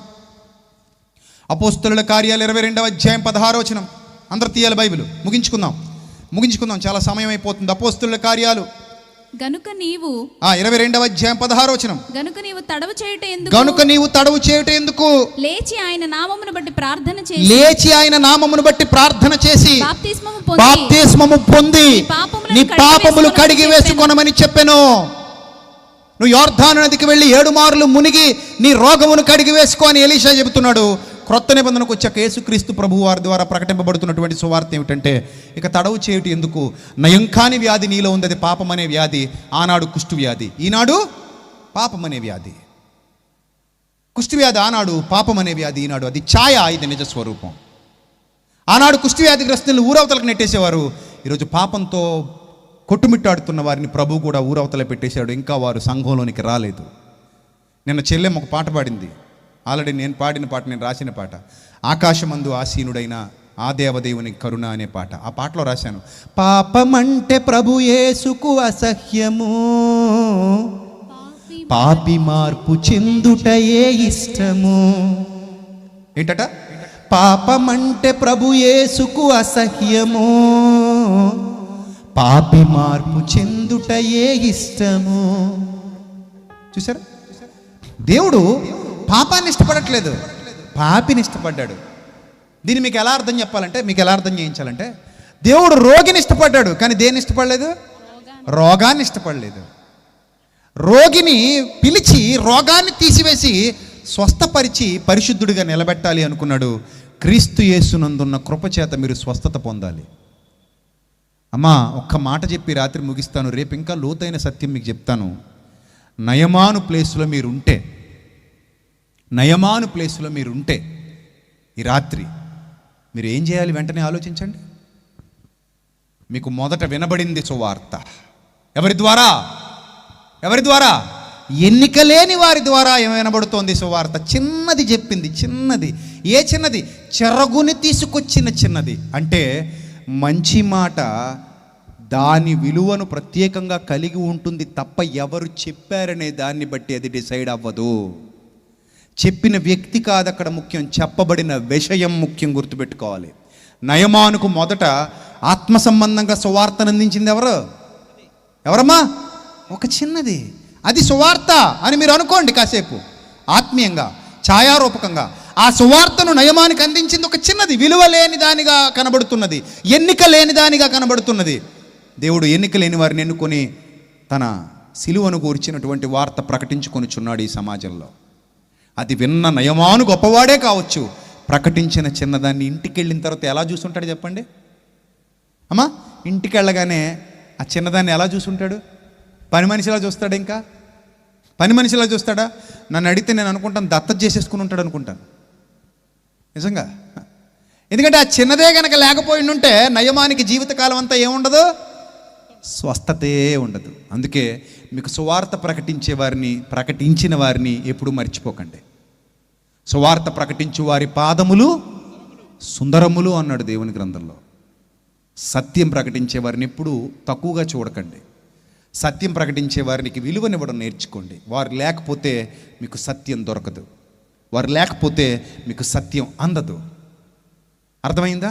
రెండో పాయింట్ నయమాను ప్లేస్లో ఒకవేళ మీరు ఉంటే ఈ రాత్రి, నయమాను ప్లేస్లో మీరు ఉంటే ఈ రాత్రి మీరు వెళ్ళాలి దేవుని వద్దకు. దేవుడు మీ వద్దకు రాడు, మీరే ఎక్కడికి వెళ్ళాలి?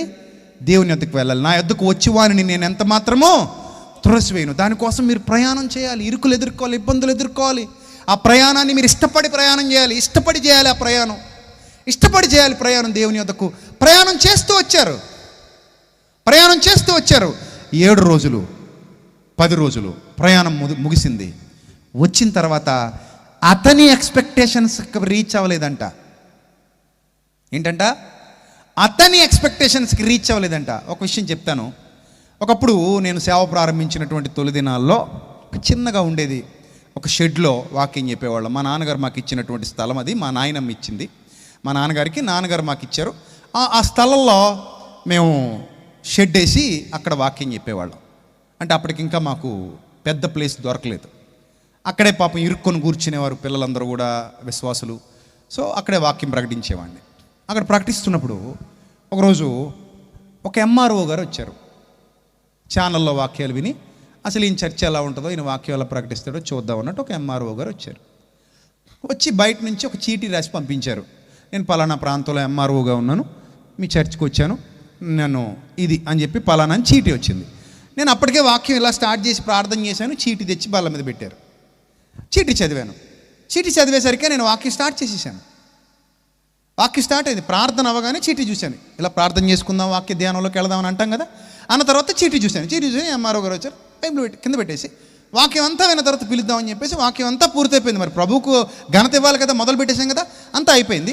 అయిపోయిన తర్వాత నేను అడిగాను ఆ చీటీ తెచ్చి ఇచ్చిన అబ్బాయిని, ఎక్కడున్నారు ఎంఆర్ఓ గారు అంటే, కోప్పడి వెళ్ళిపోయారండి అన్నాడు. ఏంటట? కోప్పడి వెళ్ళిపోయారట. ఆయన ఏ చర్చికి వెళ్ళినా ఇలా చేయలేదటండి. ఇలా చీటీ పంపించగానే ప్రసంగం కూడా ఆపేసి ఆయన్ని పిలిచి వేదిక మీద కూర్చోబెట్టి ఆయనకి మైక్ ఇచ్చి ఒక సాక్ష్యం ఆయనతో చెప్పించి పంపిస్తారటండి ఎక్కడికి వెళ్ళినా. మీరు అలా చేయలేదట, అందుకని ఆయన కోపగించి వెళ్ళిపోయాడు అంటే నేను నవ్వుకుని, దేవుడు అతనికి బుద్ధి, జ్ఞానము, వివేకము కలిగించునుగాక అన్నాను. అంతే. మళ్ళీ ఎన్నడూ ఆ ఎంఆర్ఓ గారు నాకు కనబడలేదు. అంటే దేనికి నీకంత అహంకారం, దేనికి నీకంత గర్వం? నువ్వు దేవుని సన్నిధికి వచ్చినప్పుడు, నేను ఎప్పుడు మా చర్చిలో చెప్తూ ఉంటాను, నువ్వు దేవుని సన్నిధికి వచ్చినప్పుడు చెప్పులు ఒక చోట పెడతావు కదా, చెప్పులు పెట్టిన చోట నీ పదవిని కూడా పెట్టాయి. చెప్పులు పెట్టిన చోట నీ డబ్బును పెట్టాయి, అంటే నీ ఘనతను పెట్టాయి, నీ ఆస్తులు పెట్టాయి, నీ అంతస్తులు పెట్టాయి, నీ అధికారం పెట్టాయి. ప్రభువు దగ్గరికి వట్టివాడవుగా వచ్చి కనబడు. ప్రభువా, నీ ముందు నేను ఎప్పటికీ వట్టివాడనే ప్రభువా, నేనేం గొప్పోడిని కాదు ప్రభువా, గొప్పదాన్ని కాదు ప్రభువా, ఒప్పుకోగలవా ఈ రాత్రి? అలా ఒప్పుకో. ప్రభు దగ్గరికి అన్నీ వదులుకొని రా. ఎందుకో తెలుసా? మన్నైనది వెనుకటి వలె మన్నైపోను. నేను గంధపు చెక్కలతో కాలుస్తారనుకుంటున్నావేమో నీకున్న డబ్బులను బట్టి. ఒక్కోసారి గంధపు చెక్కలతో కాల్చినా శవం సరిగ్గా కాలదరా బిడ్డ. దేంతో కాల్చినా మిగిలేది బూడిదేరా బిడ్డ. గంధపు చెక్కతో కాలిస్తే అదేమన్నా గొప్ప శవమా? పేర్లు బాగుంటాయండి, భలేగా ఉంటాయి పేర్లు. కొంచెం బాగా గొప్పడు చచ్చిపోయాడు అనుకోండి, టీవీలో ఏమని వస్తుంది తెలుసా? పలానా ఆయన పార్థివ దేహమును సందర్శించుటకు అభిమానులు వచ్చి ఉన్నారు, సందర్శకులు వచ్చి ఉన్నారు. ఆయన పార్థివ దేహమును అభిమానుల సందర్శనార్థము, విశ్వాసుల సందర్శనార్థం, సేవకుల సందర్శనార్థం అక్కడ ఉంచి ఉన్నారు. పార్థివ దేహము అంటాడు. అరే భలేగుందరా అనుకుంటాం. రెండోది, ఇంకొంచెం స్టేటస్ ఉన్నవాడు చచ్చిపోయాడు అనుకోండి, అతనికంటే కింద ఉన్నాడు అనుకోండి, పలానాయన భౌతిక కాయమును అభిమానుల సందర్శనార్థము హైదరాబాదులో పలానా చోట ఉంచి ఉన్నారు, రేపు ఉదయం 10 గంటలకి ఖననం చేస్తారట, దహనం చేస్తారట, ఈలోగా అభిమానులు వచ్చి ఆయన భౌతిక కాయమును దర్శించవలను, ఆయన భౌతిక కాయమును సందర్శించవలను. ఇది రెండో కేటగిరీ. మొదటి కేటగిరీ ఏమిటి? పార్థివ దేహం. రెండో కేటగిరీ ఏమిటి? భౌతిక కాయం. మూడో కేటగిరీ, పలానా ఆయన చచ్చెను, అతని మృతదేహమును అక్కడ పెట్టి ఉన్నారంటాడు. మూడో దానికి వచ్చేసరికి ఏం మారిపోయింది? మృతదేహము అన్నాడు. సరే, ఇతను అయిపోయింది. 4వ కేటగిరీ పెట్టాడు. ఈ 4వ కేటగిరీని ఏమంటాడు తెలుసా? శవము అంటాడు. అమ్మా ఏమిటట? 4th కేటగిరీలో ఎవడు పెట్టాడట? శవము అంటాడు. ఇంకా దారుణం ఏమిటో తెలుసా? పీనుగా అంటాడు.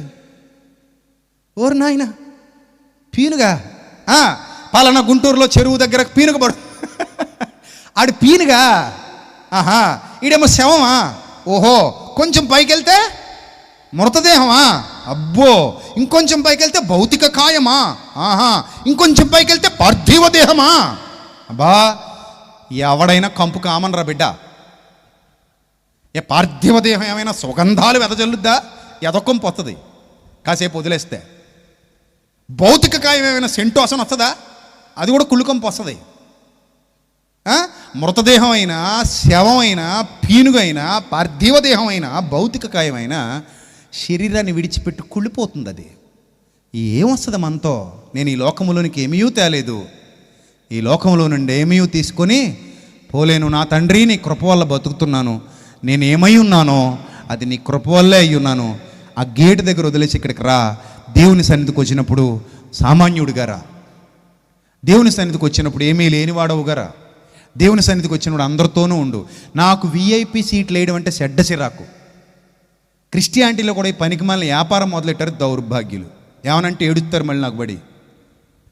ఎక్కువ డబ్బులు ఇచ్చేవాడికి VIP సీట్ అంట, తక్కువ డబ్బులు ఇచ్చేవాడికి నార్మల్ సీట్ అంట. పనికి మళ్ళీ కొరడా పెట్టి చెత్తకొట్టేలు ఇలాంటి వాళ్ళు అందరినీ. అసలు ఎందుకు నువ్వు ఈ వేరియేషన్ తీసుకొస్తున్నావు? దేవుడికి లేని వేరియేషన్ నీకు ఎందుకు? దేవుడు ఎప్పుడైనా అలా చేశాడా?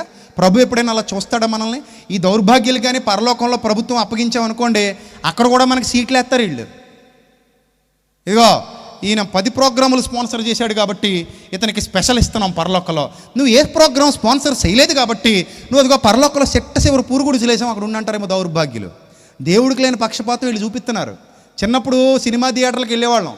బాల్కనీ అని ఉండేది, స్పెషల్. అది కిందకు వస్తే కుర్చీ అనేవాడు, ఇంకొంత కిందకు వస్తే బెంచి అనేవాడు, ఇంకొంచెం కిందకు వస్తే నేల టికెట్ అనేవాడు.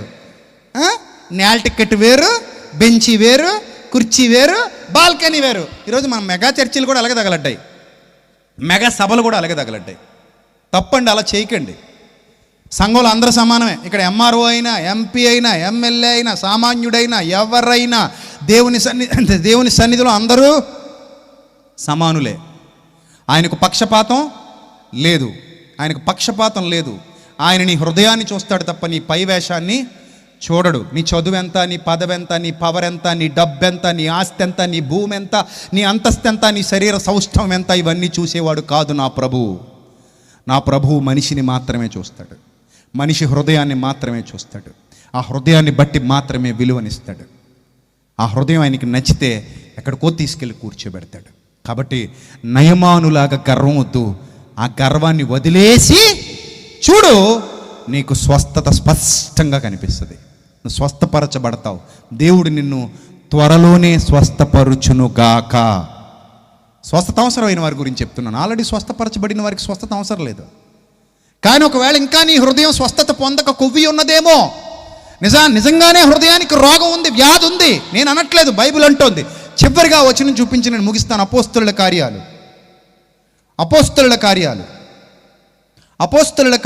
చిట్ట చివరి అధ్యాయం అనగా 28వ అధ్యాయం 27వ వచనం. 28వ అధ్యాయం 27వ వచనం ముగించుకుందాం. చాలా ఆలస్యమైంది ఈరోజు, రేపు ఇంకా తొందరగా ప్రారంభించుకుందాం. ఈ ప్రజలు కన్నులారా చూచి, ఈ ప్రజలు కన్నులారా చూచి, చెవులారా విని, మనసారా గ్రహించి, నా వైపు తిరిగి నా వలన స్వస్థత పొందకుండునట్లు వారి హృదయము కొవ్వి ఉన్నది. What a wonderful word it is. దేవుడు స్వస్థపరచాలనుకుంటున్నాడంట, కానీ మనుషులు స్వస్థత పొందకుండునట్లు వారి హృదయం ఏమైందంట? కొవ్విందంట. అంటే దేనికి ఇవ్వాలనుకుంటున్నాడు దేవుడు స్వస్థత? హృదయానికి ఇవ్వాలనుకుంటున్నాడు. ఎంత స్పష్టంగా లేఖనం సెలవిస్తోంది. పౌలు భక్తుడు చెప్పాడు ఈ మాట, గుర్తు చేశాడు. ప్రవచనాలలో నుండి పౌలు భక్తుడు గుర్తు చేసి చెప్పాడు, ఇదిగో నేను స్వస్థపరచాలనుకుంటున్నాను, కానీ నా వలన స్వస్థత పొందకుండునట్లు వారి హృదయం ఏమైపోయింది? కొవ్విపోయింది. వద్దు ప్రియమైన సోదర సోదరి, మన హృదయానికి కొవ్వొద్దు, తగ్గించుకుందాం. గర్వం వద్దు, అహంకారం వద్దు. దేవుని దగ్గర విధేయత చూపిద్దాం. తనను తాను తగ్గించుకునివాడు హెచ్చింపబడును. తనను తాను తగ్గించుకునివాడు హెచ్చింపబడును. మీకు నిజంగానే మీ హృదయాలు స్వస్థపరచబడితే మీరు సంపూర్ణ ఆశీర్వాదాన్ని పొందుకుంటారు, మీరు సంపూర్ణ దీవెన పొందుకుంటారు. నయమాను మనందరికీ సాదృశ్యంగా కనబడుతున్నాడు. దేవుడు అతన్ని ప్రేమించాడు, పిలిచాడు. ఆ పిలుపును అందుకున్నాడు. ఒక చిన్నదాని ద్వారా సువార్త విన్నాడు. సువార్త వినుట ద్వారా, వినుట వలన ఏం కలిగింది? విశ్వాసము కలిగింది. వినుట వలన ఏం కలుగును? విశ్వాసము కలుగును. పాపం పోవాలంటే ఎక్కడికి పోవాలనుకున్నాడు? ప్రవక్త దగ్గరికి పోవాలి అనుకున్నాడు. వచ్చాడు ప్రవక్త దగ్గరికి, కానీ ఎక్స్పెక్టేషన్స్తో వచ్చాడు. అతని ఎక్స్పెక్టేషన్స్కి ప్రవక్త రీచ్ అవ్వలేదు. అయినా కూడా పక్కన మరొకడిని దేవుడు పెట్టాడు. దేవుడు ప్రేమ ఎంత గొప్పది! పక్కన మరొకడు ఉన్నాడు. అతను చెప్తున్నాడు, అయ్యా ఎందుకు కోప్పడుతున్నావు? ఎందుకు కోప్పడుతున్నావు? అతను ఏమైనా నీకేమైనా భారం పెట్టాడా? వెళ్ళి మునగమన్నాడు, అంతే కదా. ఇంకా గొప్ప పని ఏదో చెప్తే నువ్వు చేయవా? నీ స్టేటస్కి తగినట్టుగా మునగడమే కదా. పోదామయ్యా, ఇంత దూరం వచ్చాం కదా, ఇంకొక 50 కిలోమీటర్లు వెళ్ళలేమా? ఇంత దూరం ఇన్ని రోజులు ప్రయాణం చేసుకొచ్చి ఇంకొక 50 కిలోమీటర్లు 30 కిలోమీటర్లు వెళ్ళలేమా? వెళ్దామయ్యా. తీసుకెళ్ళాడు, మునిగాడు. చూసారా, సరి అయిన ఆలోచన చెప్పేవారు ఉండడం కూడా మనకు మంచిదే. మునిగాడు, స్వస్థత పొందుకున్నాడు, రక్షణ పొందుకున్నాడు, సంతోషంతో తిరిగి వచ్చాడు. సంతోషంతో తిరిగి వచ్చి తన దగ్గరున్న కానుకలు ఇవ్వడానికి ట్రై చేస్తున్నాడు. చివరిగా చెప్తున్నాను చూడండి, కానుక ఇవ్వడానికి ట్రై చేస్తున్నాడు. ఎలీషా ఆ కానుకను ఏం చేశాడు? రిజెక్ట్ చేశాడు. ఇది లాస్ట్ పాయింట్గా రాసుకోండి. రక్షణ, స్వస్థత కొంటే వచ్చేది కాదు. అది దేవుడు ఉచితముగా మానవాళికి అనుగ్రహించాడు. ఉచితముగా మానవాళికి అనుగ్రహించాడు. అది కొనడానికి సరిపడేది కాదు. కొనదగిన స్థితిలో నీవు లేవు. అది ఎవ్వరూ కొనలేరు, ఎప్పటికీ కొనలేరు. మానవులకు దేవుడు ఉచితముగా ప్రకటించినదే స్వస్థత, రక్షణ. అందుకే నీ అంతరంగాన్ని దేవుడు స్వస్థపరిచి నిన్ను తన బిడ్డగా స్వీకరించాలనుకుంటున్నాడు. సరి అయిన వ్యక్తిత్వం నీకుంటే, మంచి వ్యక్తిత్వం నీకుంటే, దాన్ని మించిన ఘనత ప్రపంచంలో మరొకటి లేదు. ప్రియమైన దేవుని ప్రజలారా, అది నీ తలకు అందమైన మాలిక కడుతుంది, అది నిన్ను ఘనపరుస్తుంది, అది నీ కుటుంబాన్ని దీవిస్తుంది. నువ్వు ఎక్కడున్నా హెచ్చింపబడతావు, నీ బిడ్డలు దీవించబడతారు, నీ బిడ్డలు ఆశీర్వదింపబడతారు, నీ కుటుంబం తరతరాల పాటు దేవుని సన్నిధిలో పచ్చటి ఒలీవ మొక్క వలె ఎదుగుతుంది. ఇది సత్యం, సత్యం, సత్యం. అందులో ఎలాంటి సందేహం లేదు. ఎందుకంటే దేవుడు విడిచిపెట్టేవాడు కాదు, ఆయన ప్రేమ గలవాడు, కృపగలవాడు.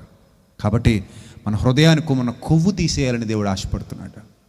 ఏ రీతిగా మనల్ని స్వస్థపరుస్తాడు, ఏ రీతిగా మనల్ని బలపరుస్తాడు, ఏ రీతిగా మన గాయాలకు స్వస్థత లభిస్తుంది, మనకు ఇంకెంత లోతైన జ్ఞానం బైబిల్ గ్రంథంలో దాగుంది. రేపు చివరి రోజు మాట్లాడుకుందాం.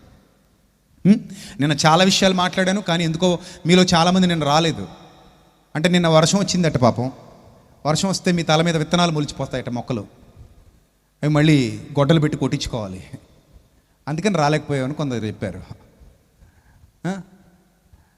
వర్షాలు వచ్చినా, వరదలు వచ్చినా దేవుని మాట దొరకటం మన అదృష్టం. మేము గుంటూరుకు వచ్చాం, మీరు మా ఊరికి రాలా, అది గుర్తుపెట్టుకోండి. నేను మీ ఊరికి వచ్చా, మీరు మా ఊరికి రాలా. నేను మీ ఊరికి ఎందుకు వచ్చా? మిమ్మల్ని ప్రేమించి వచ్చా. దేవుడు నన్ను పంపించాడు, మీ ఊరికి పంపించాడు. అర్థమైందా? నా ప్రియ చెల్లెమ్మలు, అక్కలు, అన్నలు, తమ్ముళ్ళు అందరికీ చెప్తున్నా, నన్ను దేవుడు మీ మధ్యకి పంపించాడు. మీరు దేవుని మాట వినడానికి మీ ఊళ్ళోనే రాలేకపోతే మా ఊరి దాకా ఎట్టొస్తారు? నయమాను వాళ్ళు ఊరు వదిలిపెట్టాడు. ఎక్కడికి వచ్చాడు? ఎలీషా దగ్గరికి వచ్చాడు. ఎలీషా నయమాన్ దగ్గరికి వచ్చి ఉంటే నయమానికి విలువ తెలియకపోదేమో. అంతే కదా, కొన్ని సందర్భాల్లో డాక్టర్ గారే మన ఈదిలో గుండెపోటు డాక్టర్ గారు వచ్చారు, గుండెపోటు డాక్టర్ గారు వచ్చారు, ఎవరికైనా రోగం ఉంటే వచ్చి పరీక్ష చేయించుకోవచ్చు హో అని మనం వీధిలో డప్పేసి తిరుగుతున్నారు అనుకోండి. ఏంటి ఈదిలోకి వచ్చేసేమిటి? మేం చూపించుకోం నీ దగ్గర. ఎందుకు మా దగ్గరకు వచ్చేవాడంటే మాకు లోకువా? మరేందబ్బా, మేం పోవాలి అక్కడికి వెళ్ళి మేము అపాయింట్మెంట్ రాయించుకుంటే 5 గంటలు అక్కడ మమ్మల్ని కూర్చోబెట్టాలి, లైన్లో నిలబెట్టాలి, మమ్మల్ని చెమటలు పట్టించేయాలి, కళ్ళు తిరిగి పడిపోవాలి. అప్పుడు మాకు ఆ డాక్టర్ గారు ఎలా కనబడతారు? గొప్పగా కనబడతారు. చూసారా? కానీ ప్రభు అంటున్నాడు, నా వద్దకు వచ్చివానని నేను ఎంత మాత్రము త్రోసివేయను. రండి, దేవుడు మీ వద్దకు వస్తాడు. మీరు దేవుని వద్దకు రండి, అప్పుడు ఆయన మీ వద్దకు వచ్చును. మీకు చక్కటి అవకాశం దేవుని వాక్యం వినడానికి. రేపు మీతో పాటు అనేకులను వెంటబెట్టుకుని రండి, సమాచారాన్ని అనేకులకు తెలియచేయండి. సత్యవాక్యం ప్రకటింపబడుతోంది మన గుంటూరు పట్టణంలో అని చెప్పండి.